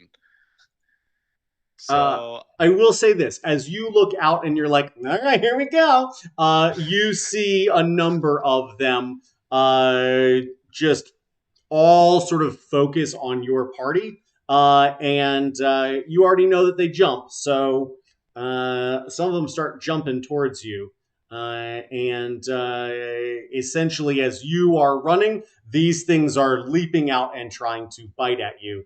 well, what I'm gonna do is as they leap at me, I'm going to use a combat maneuver, sweeping attack. So that way I can deal damage to more than one enemy as long as they're within my range. Yes. So I'm gonna see if that helps with this. Okay. That is a wait, thanks to my for my +9, I get a 23. A 23 is going to hit as Oh, one of these things jumps down. And what's your damage? let's see. Oh, I have two d6s now. Wait, is it d8s? I have two d8s now. One Yeah. sec. Okay.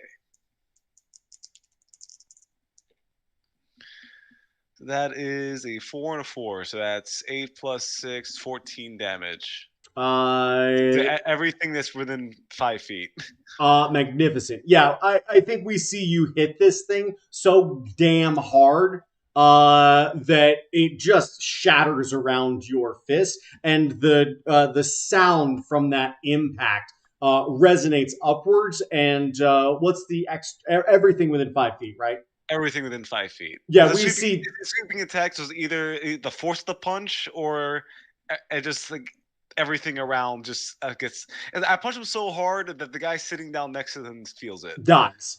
Yeah. In this case. Yeah, as you hit this thing, and I think we see you go just bam, and there's just this shatter.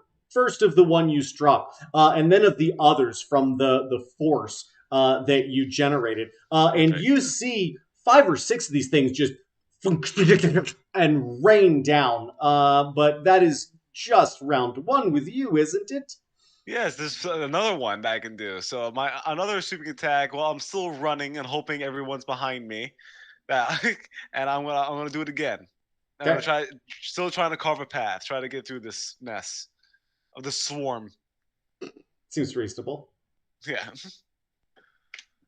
That is a 13, which would be a 22. 22 is going to hit again. Are Perfect. we going for another punch? Are we doing for a kick? What are we doing as we deliver this blow that begins knocking more of these So like this creatures time, aside? as I run, I'm gonna do the classic superhero stance, go down to one knee and just shockwave the ground. Awesome. What's the damage on that second attack? Perfect. Thank you, superiority die. Give me another D8 for this. Ooh, that's gonna be a 6 and a 3, so that is 9 plus 6, 15 damage. Yeah. As you guys look on, you see Brandon just fucking clean and shop. Yeah. Absolutely just going to full school on these bugs. You got one more in the tank, or is that it for you? It won't be. It won't be a. It will not be a superiority attack, but I can, if you count the two weapon fighting, I can attack one more bug. Why don't you take it? Why don't you do a little drop kick action for me? Little drop kick. All right, little drop kick action. I'm gonna drop kick this next bug into the next game. That is a 19 on the drop kick. Okay. With, if you remember, bone breaker. So that counts as a natural 20. That's crit. Yeah, this thing, you punt it. It's like punt. Yeah, I mean this is some straight up rugby shit. This thing falls, hits the ground, and bounces just enough for you to just wham right down. It. Ding ding ding ding ding ding ding ding. Yeah, you hear it go bing ding ding ding ding ding ding ding. And then you hear thump.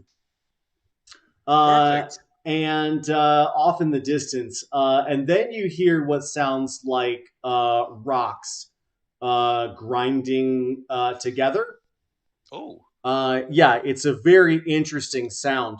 How's a 22 versus your armor class? That's gonna hit.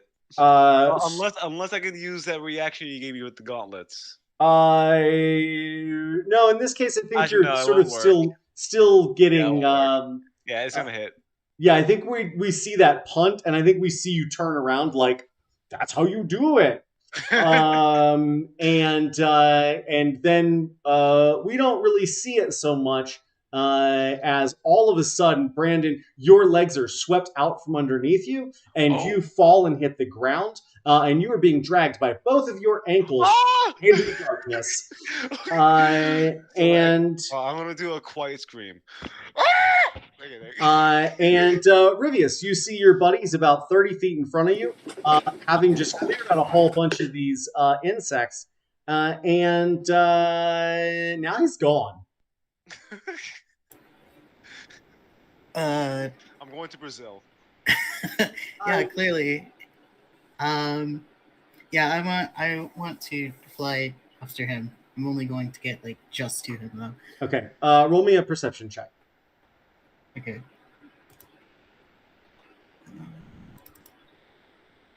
Oof. Oh, okay. That's a 7.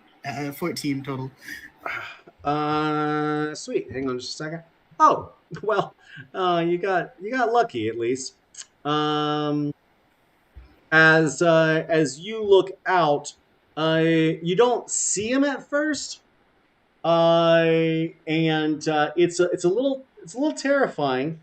And then you see sort of like a cruciform illumination. It looks like a line of yellowy orange light, and then another sort of vivisected line of illumination. And then you see those four corners open up, and it reveals row after row after row of sharp, angular teeth. And as it does, you can see Brandon, his cestus and his mouth guard gleaming in this firelight, being drawn into this creature's mouth. Can I just like hold the mouth open? You definitely can't do that yet. I forgot to give you some damage though, so bear with me. Oh yeah. Oh no, that's fine. That's fine. Next person. You sure? You sure you don't? Yeah, I'm fine. That's fine. You sure you don't want the 19 points of damage?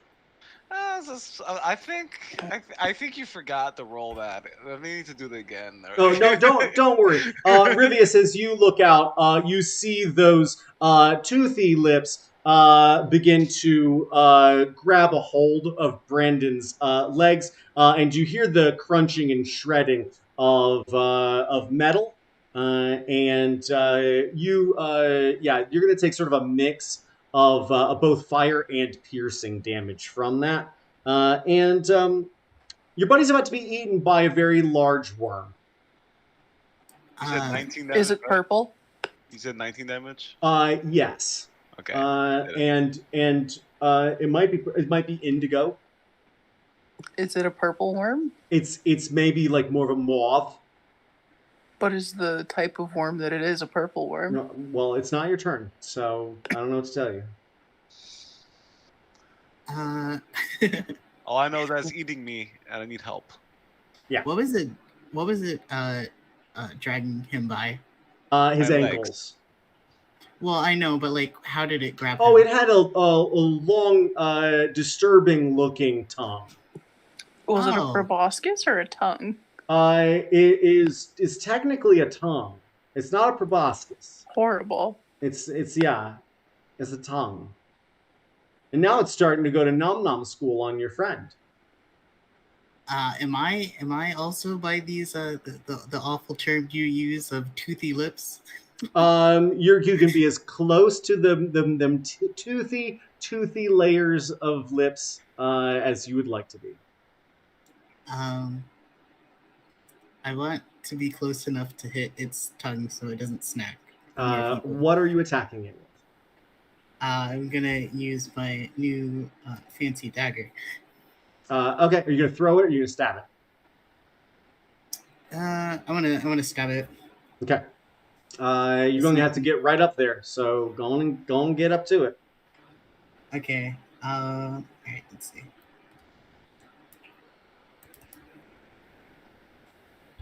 That's 25 to hit. That's gonna hit. Magnificent. What's the damage?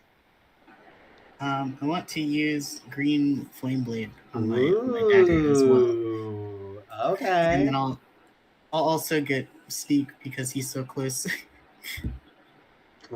Yeah. Okay. I'll give it to you. There's a mutual sort of restraint going on here, so I like where your head's at. It is a little distracted, too. It's a little distracted trying to eat me. Yeah.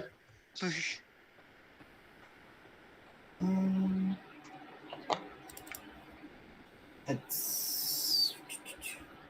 Oh my god, I hate math. 2K for math. 2K for math. That's another shirt y'all can buy. 2K for math. That's 24 points of damage total. 24 points of damage, Nice. You say? Okay. Can I get a strength-based check? Maybe athletics from Brandon, please. Yes, please. Okay. I'll do that with athletics. Nice. Plus, I got 23. That's about what you needed. As you manage to pry yourself from this thing's grasp. I It's use the glutes. squeeze them glutes, ball. And kick away from this thing. And you got another one in there, Rivius? No. You got an offhand attack, don't you? What do you mean? Rapier or dagger in the offhand? You mean like as a bonus? Yeah. Oh, then yes. When did you add that earlier? Because I didn't see it before. The dagger? No. Oh, I did add a dagger. The +1 dagger. Okay. Yes. I replaced one of your daggers with it. Does 17 hit? 17 does not hit, but you have advantage because you are now flanking with Brandon as he broke free. Does 22 hit? 22 is going to hit for sure. And that's 4 points of damage. Okay. Magnificent. And reflections. As you look on, you see the gaping toothy maw. You're pretty sure this is purple worm. Perfect. I'm casting Firebolt at it. Okay. It's a cantrip, so I don't care. God fucking damn it. 1 + 8, 9. Ooh, wait, actually. I have a thing I can do. Do you? I can... Tides of I can Chaos? use my advantage on that motherfucker. I'm doing that shit. Okay. 22, 14 + 8. Sweet. Roll me a d20. Oh, that's not a leveled spell. It's a cantrip. Roll me a d20 as you Okay. use your Tides of Chaos. Oh, that. Yeah, 5. 5. Excellent. Now I get to use my shiny new D100 to see what fate belies. Oh, wait. What do we... Hang on. All right, here we go. 5. What are you not proficient in?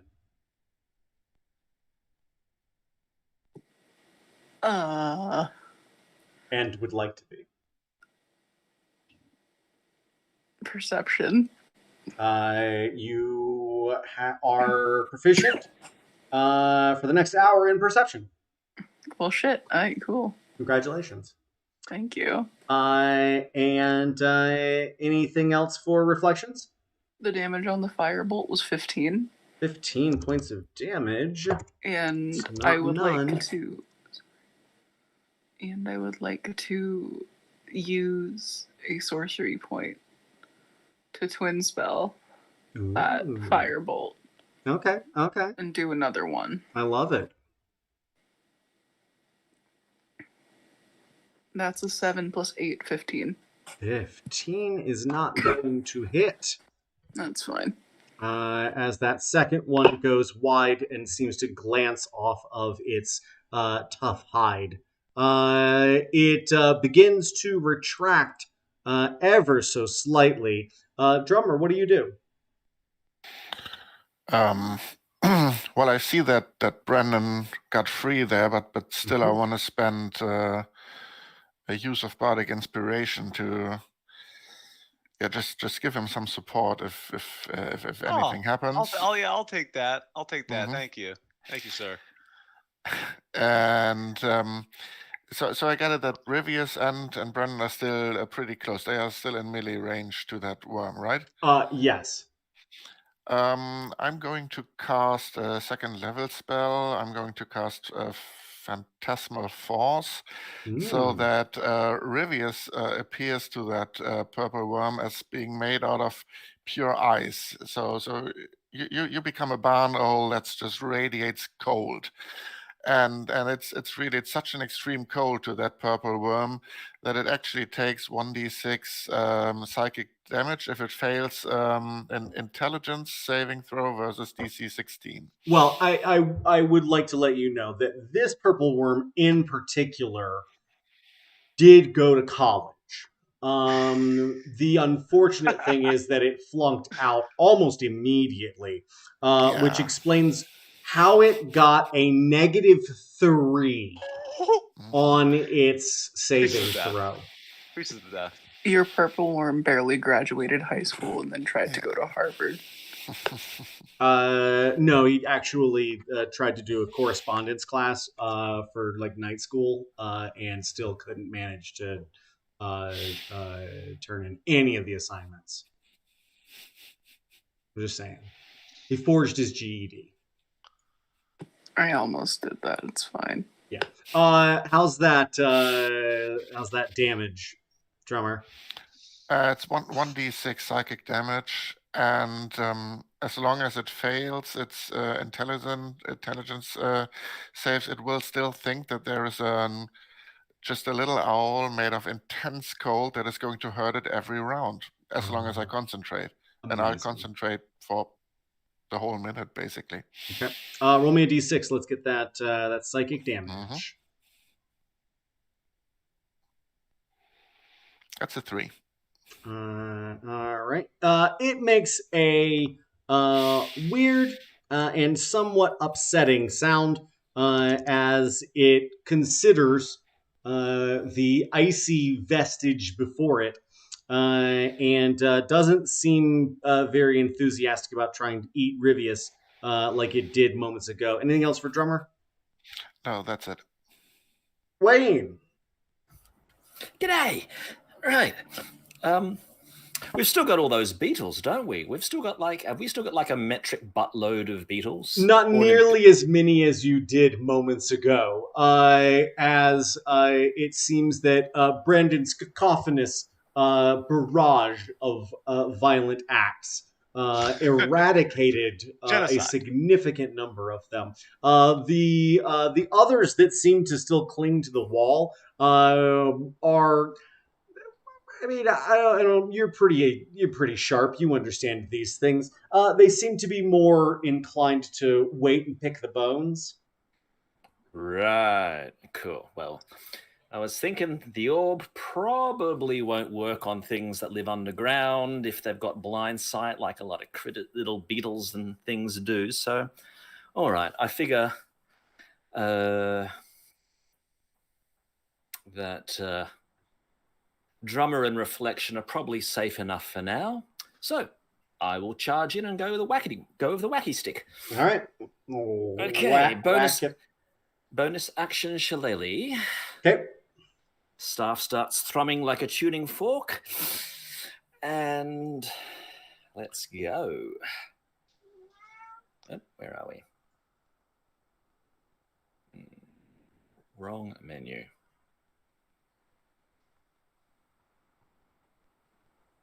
An 11 to hit. Nope, sorry, wrong dice. I was about to say. That's better. A 26 to hit. That sounds more like it. And a 21 to hit. Very good. All right. So, now the fun stuff. First hit does 11 bludgeoning plus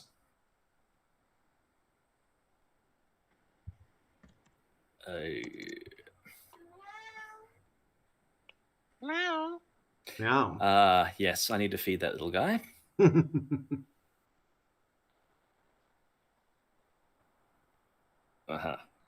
Yes, plus the dreadful strikes for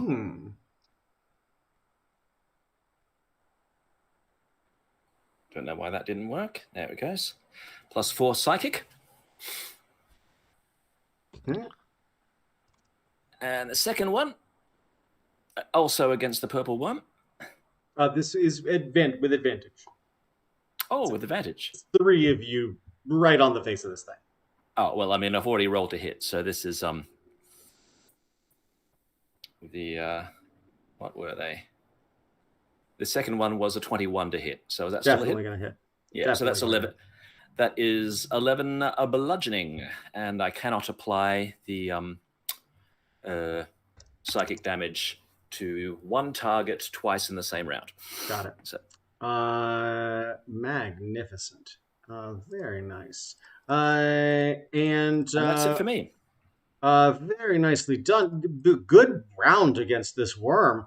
Brandon, we're back at the top of the order with you. You've scrambled to your feet before this thing.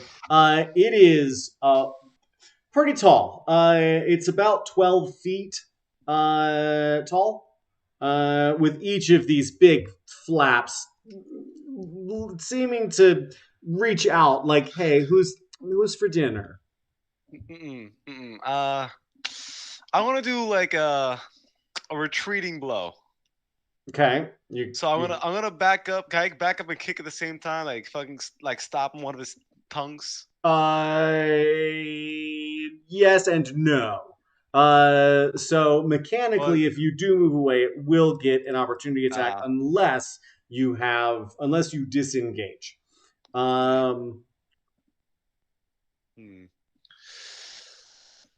Well, I guess the next best thing I can do is just charge at it. You can charge at it, and depending on where you want to hit it, or be when you're done with the charge, you could be on the past the mouth, maybe if you're lucky. I go to the side of the mouth. I mean, there's 4 sides to the mouth, so you're gonna have to pick a side. I know what I'm gonna do. I want to go and I'm gonna jump up and I'm gonna punch the jaw closed. Okay. Well, they're more like flaps, but yeah, yes. I get it. And I want to take the where is it? Where's the feet? Because it says I can get a +5 to the hits. Yeah, let's do that. I'll get it just to make sure. I'll get that +14 to the hit with charge. Okay. Do I get advantage too? Hang on. I feel like we did this before. I think it's +5 to the damage, but not the hit. Shows me. Oh yeah, but it says two different things when I click on it. That's why. Okay, well, now it's different. Yeah, I see that. Move at Okay, least so 10 it is still feet, plus plus 9. 5 to the damage, or push. Okay, got it.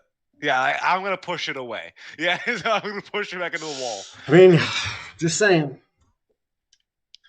That's an 18 plus 9, so 27. 27 is definitely going to hit. Perfect. And I'll get plus 5 to the damage roll, so it'll be plus 11. That's a lot. Mm-hmm. But it's 1d8 this time.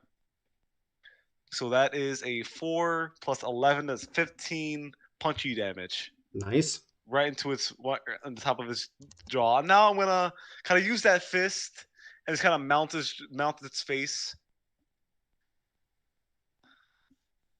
That way. Okay.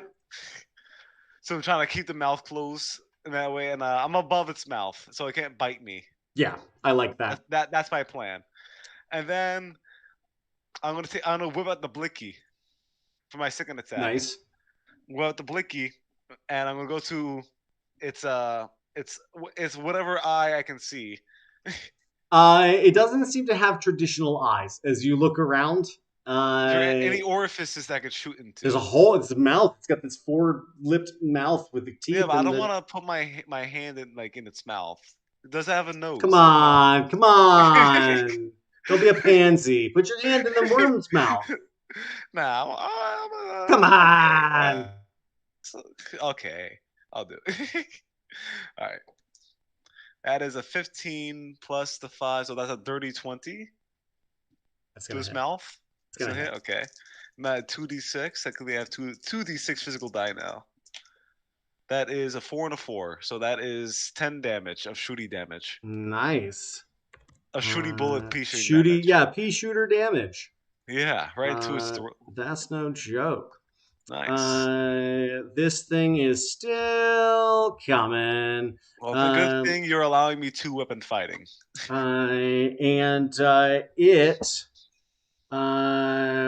Wow. Hey, Wayne. How's a 16 versus your armor class?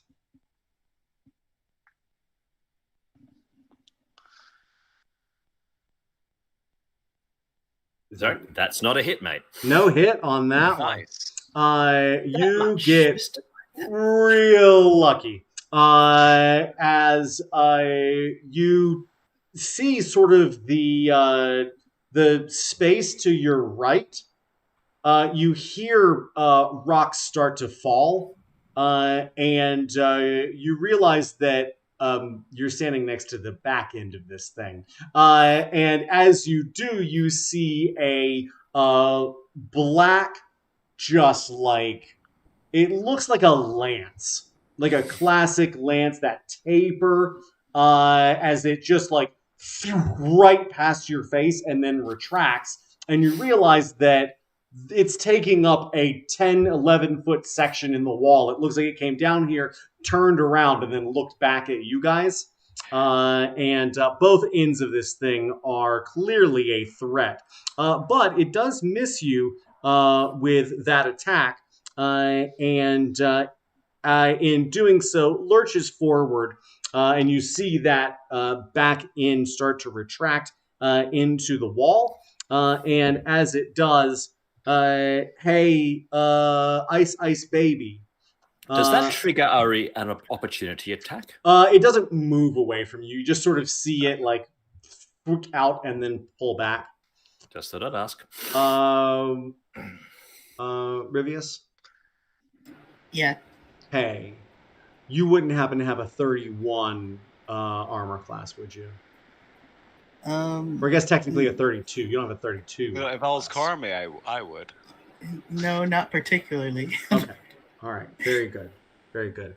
Apparently, this thing is faces its fears head on, and this is gonna be great for everyone. Is it the worm attacking me? Yes. Okay, I want to use Uncanny Dodge Sleep. That's a good idea. Because you're gonna take 17 piercing damage. And then can I get a dexterity saving throw, please? 27. Wow, that's quite a dexterity saving throw. Rolled a 19. This thing's tongue lashes out, grabs you, pulls you in, and you start to feel these teeth as they grind at you, and you're like, no, no, no, no, no, no, and manage to fly away, taking only that damage and avoiding some real bad acid damage. And this thing still looks quite angry, and it's your turn as you manage to break free of its tongue. Where's my bonus action? I Does never got to use it. this thing? Well, too bad. Too bad. It's so sad. It's It's over. Just skipped. I was talking about that. You just moved on. No, I guess so. But Rivius, it is your turn. Was it 17 before or after my uncanny dodge? Before. So you'll take 8 Okay. after the uncanny dodge. Okay, thank you. Okay. Let's see. Where, who is there? Anyone in melee range with me? Wayne is right behind you, and Brandon is on top of the worm. I'm holding his mouth closed. Well, two parts of it. The top parts of it.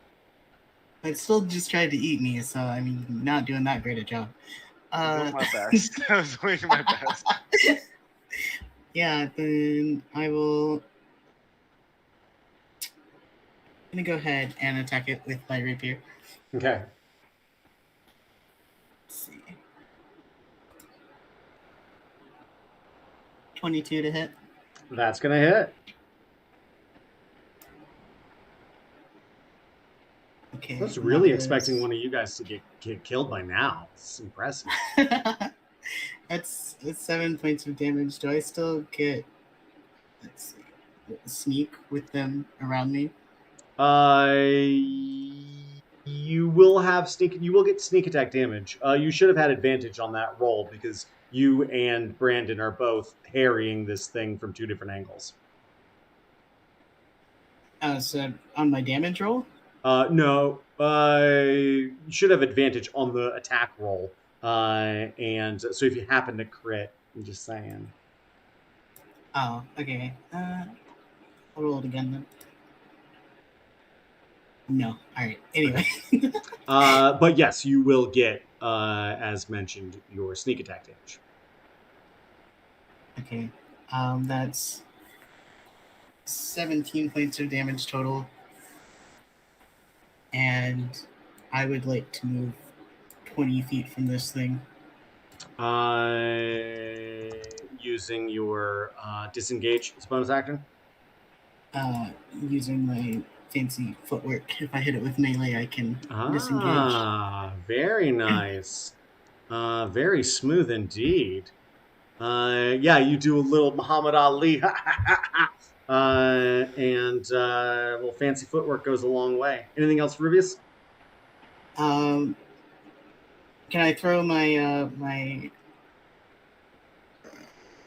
my returning dagger? Yeah, give it a chuck. Give it a chuck. Go on. Okay. That's a 10. No, this thing bounces off. This thing pulls up in front of this thing and looks at it and goes, no, and goes back to your hand. That's fair. Alright, that's my turn then. And reflections. I'm going to cast Chromatic Orb at the thing. Okay.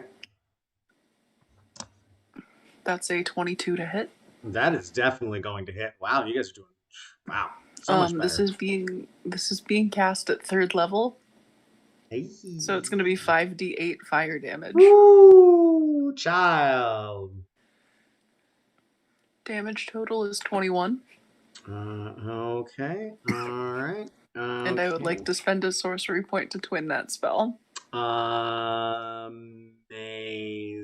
Hang on just a second. I want to double check because I feel I just want to make sure. It's 3 So- sorcery points because Okay, it's a third very level good. spell. Lovely. Pop it off. All right, give me a sec. I was trying to subtract the chromatic orb. What sort of damage? It was fire. Fire damage. Okay. 18, 10 plus 8. Okay. 18 is going to match, actually. Oh, sweet. So it hit? It sure does. All right.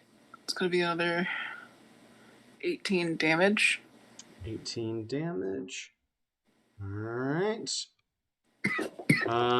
With these two chromatic orbs just blasting into this thing, it doesn't like that. It lets out a scream that shakes this hill, and rocks start to rain down, just little dust and debris, nothing that's mechanically going to damage anybody, but it is obviously pretty upset. Anything else for reflections? Am I rolling d20s for the 2 spells that I cast Yeah, that you are third sure level? are. Okay. My first d20 roll is a 4. A 4. All right. My second is a 15. All right. Do. Wow. Second one was a 15, you said? Yeah.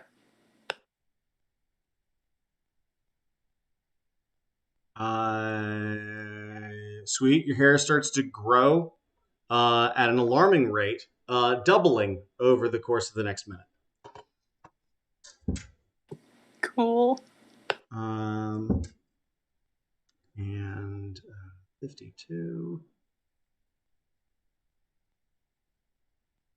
Magnificent. Can I get a strength saving throw from everyone, please? Including me? No. Okay. 28. 11. 13. 13. 12. Sweet. Everyone except for Brandon is knocked prone by these two blasts, which seem to resonate with it, just a cacophonous explosion. Yeah, you all of you are just poof. Am I also prone since I didn't have to roll? No, you're just standing there. Cool. Rivius, this was most terrifying for you because you were actually blown towards the mouth of this purple worm. It sort of like scrunches its face up as these two bam, bam, fire orbs just explode into it. Sweet. I can do one more thing. What you got? I'm pretty sure. Chop chop. I'm double checking this that I can. Oh yeah, I can. I'm gonna quicken a cantrip real quick because that makes it into a bonus action. Nice. Oh no, I'm gonna just quicken a spell. I'm just gonna quicken a leveled spell because fuck the government. I'm gonna cast Aganazar's Scorcher at 2nd level. Is that? Oh, okay. Yeah, very good. Because it's quickened, I can. Right. That's a DC 16 Dex save. For everyone in a 30-foot and 5-foot wide line. Hey, Rivius. Yeah. You gonna move, bitch? Get out the way. Wayne, you too. I'm gonna need to check dexterity saving throw for both of you. 17. That's gonna save. 22. That's definitely gonna save. This worm does not save. An 11 on the worms.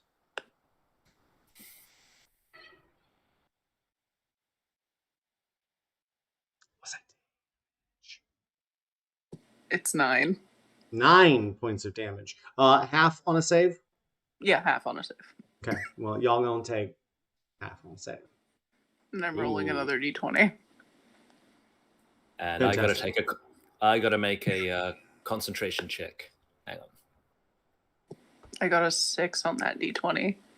Great.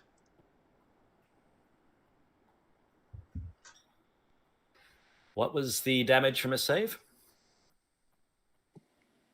4. The total damage was 9. So 4, yeah. Don't drop Pass Without Trace, but I do take 4 points of damage.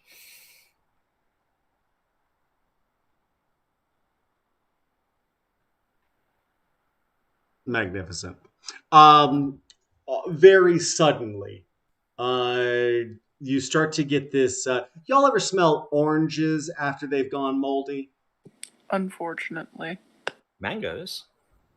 Yeah, it's got that sort of like molded. There's this moldy citrus aroma that's sort of hanging in the air. It smells like when you open a bag of bread that's been in there in the pantry in the back for way too long. Just starts to permeate the whole space. It's a little disorienting, to be honest with you. So, I'm sorry about that. I'm not in charge of it though. Yeah, everybody, all of you smell it. It's not. It's putrid. Now there's like rotting meat smells and stuff. Like it's not. It's no good. Not at all. Drummer.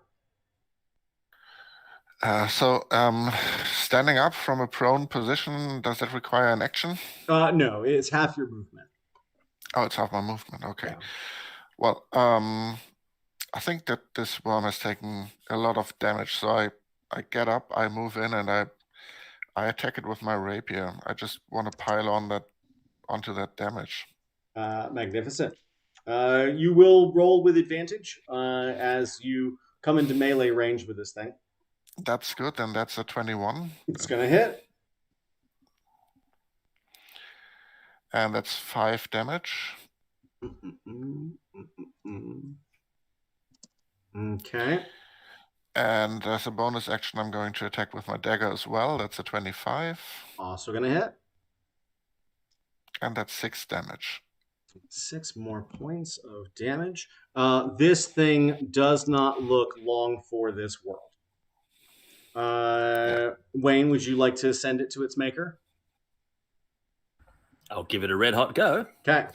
And remembering that I've still got Speak with Animals turned on, while I'm doing this, I'll yell out to the bugs on the wall, and you better stay back. Nice.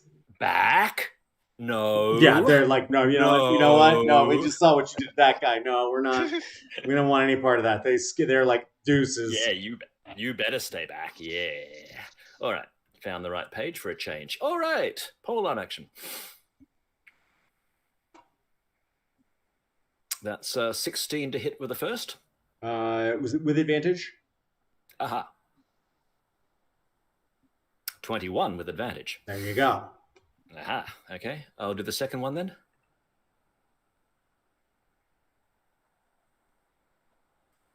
Best I can do of the second one is an 11. That one's not going to hit, but give me the damage from the first one. Oh, sure. That's 11 regular plus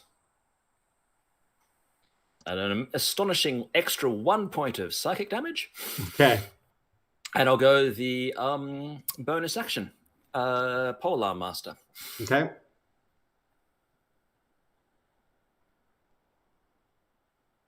That's a 19 to hit. That is going to hit. Bloody beauty. And that's an extra 8 points. As you bring that staff down and really just lay right into it, you start to see, first you see the head of this thing just sort of start to flop. And as you come around for that last pass, you start to see its structure go stony gray.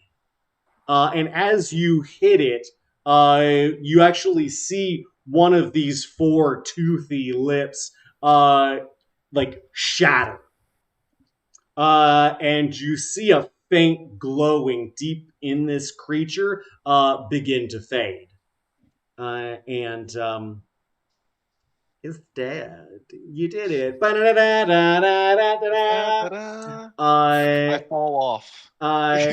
Yeah, I think. I mean, easy to get on and off at this point now that it's not moving. But very quickly you realize that this thing just turned back into an inorganic silicate life form. And see that as the purple sort of life essence in this thing is extinguished, you've got a big worm blocking your path. That ain't natural. I'm gonna punch it away. We could just walk through it. Yeah, I can punch a path through it. It's made of stone. It's made of stone. Yeah, and my cestus are made of metal. Metal is harder than stone. That's not actually accurate on most counts. But Which is what generally why kind of you worm use is- stones to sharpen metal. The worm is a tube that we can walk through if we just slice open its insides. That is true, but I want to. I would like to reiterate very clearly here that as its life force diminishes, it is turning into stone. Sorry, I didn't catch that bit. It's turning into Can I- stone. But can I try it? Sure, roll me an attack. Roll me an attack. All right, sure. Yeah. No, do it. Is there any space Did to it move 19 on or top of 20? it? I have mold earth as a cantrip. So do I. Okay, so I rolled a 19. Okay, So great. You did. Alright. You punch it. really hard. You punch it. Really hard. It's a Yeah. it's a good punch. Roll me a Constitution saving throw, please.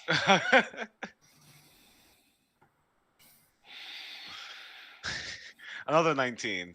So that's, Excellent. What's the damage? The damage of the punch? Yeah. Okay. God, I hope you roll low for your own sake. 13. Well, you said it was a crit, right? Yeah. So what's So what's the damage when you Oh, get a crit? I gotta roll twice. No. You max out your damage. Oh. Remember? Okay, yeah. So it's 2 dice. So it's 16 plus 6. So it'll be 22. Okay, you're gonna take Add 11 all to points of myself. bludgeoning damage as Okay. you feel your wrist crack as you punch Ooh. a stone. It's a rock. So And you does it hit it break? as hard as you possibly can. Ah. Yeah. I'll You use see, you see a little scratch from the top corner of the J Hmm. on the rock. No, you're I not think, taking. I think I'm gonna bonus action second wind. I was gonna use my. I was gonna cast. I'm gonna use second wind to heal I myself. was a gonna bit. cast Cure Okay. Wounds without using a spell slot because I have that ability with Draconic Healing. You can you do don't that. want to use your second wind, Jen. Oh, sure. Cool. Um, I will I'll take do that. that. But I we're will not cast taking. that- I will cast that Cure Wounds for you. Alright, go It's ahead. a first level, but you know. I would when- Rivius. Are we still in combat? You got 11 hit points back. Apparently. Are we still in combat, or what's happening?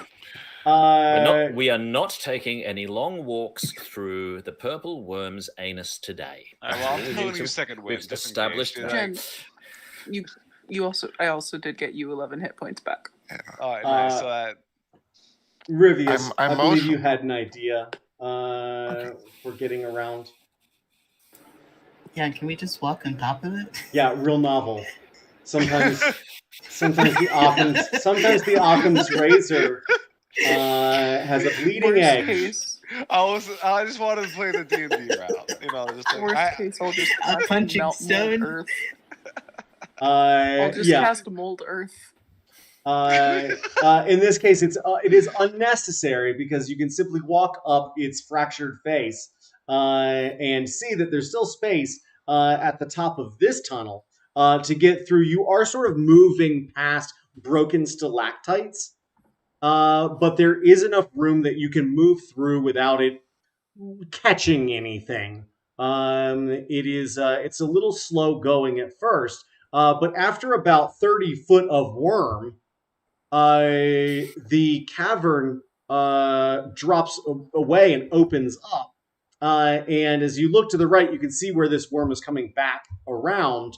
But you can also see that as you're looking down, you are looking into a cavern which is too large for your lights to fully illuminate. Nice. What would you like to do? Is it how big is the cavern roughly? Like height wise, I mean. We're almost done here, so that's perfect timing. As it is too big to perceive at first. Okay. Yeah. I just want to fly around the cavern then to get a better idea of what we're working with. Okay. It is very, very dark in here. So please be careful as you fly around. I do have dark vision, so. What sources do we still have a torch lit here? My orb is still out too, but it's I can turn a torch on. Yeah, and I can cast dancing lights as a cantrip now that I don't have to concentrate on the worm anymore. I can digitation my orb to make it glow brighter.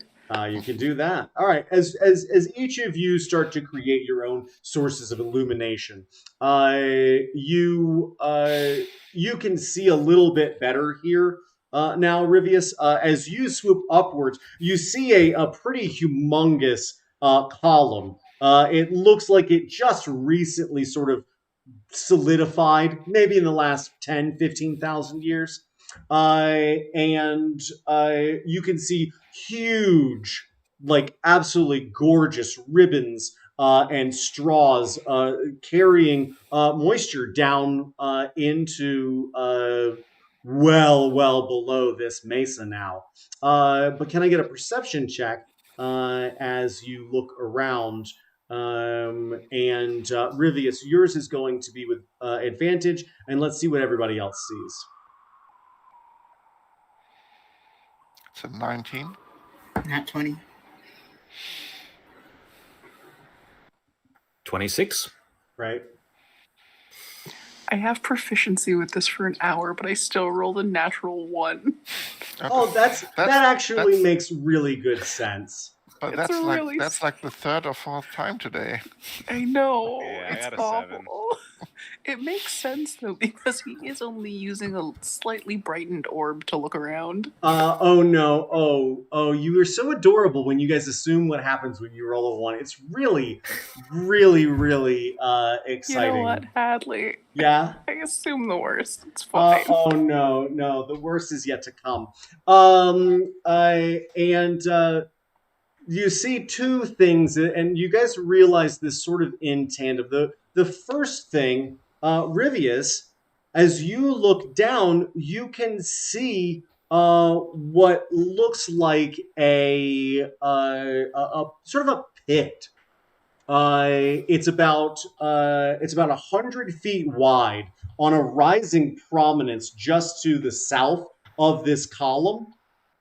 It looks like it's been bored out like a quarry. And in the base of it, you see bones and fur and all sorts of detritus. And you see a clutch of eggs. You see 6 purple eggs, and then you see about 15 different colored eggs scattered in amongst this clutch. And you're like, oh, good, dragons. Oh my god, there's purple worm eggs. And much to Reflection's chagrin, as you look out, you realize that the worm you guys fought just now is a baby. One of many that are milling about in this room. And on the far side of the room, you see Mama. And Mama opens their mouth with a bright, glowing, yellowy red heat inside. And that is where I'll leave you tonight. Good God, okay. That's what a way to go. I'm gonna go because I have to get up tomorrow morning. Everybody This was fun. go! It was Yeah. great to Going see down you to all. Wormtown. Thank you for coming and joining me tonight. Thank you, Hadley. I hate to have to do it, but I must bid you adieu and au revoir, and remind you as always to be good, to take care of yourselves, and if you can't be good, get caught. Bye, everybody. Don't tell the police anything if you do get Don't caught. talk to They the can't cops. make you. Don't Goodbye. do it. They can't make Take no. care, It's all. a, Good night. Have a good Bye, night. everybody. everyone. Remember that if you assault a racist, you're assaulting a cop. Bye. Oh Yeah. God, bye.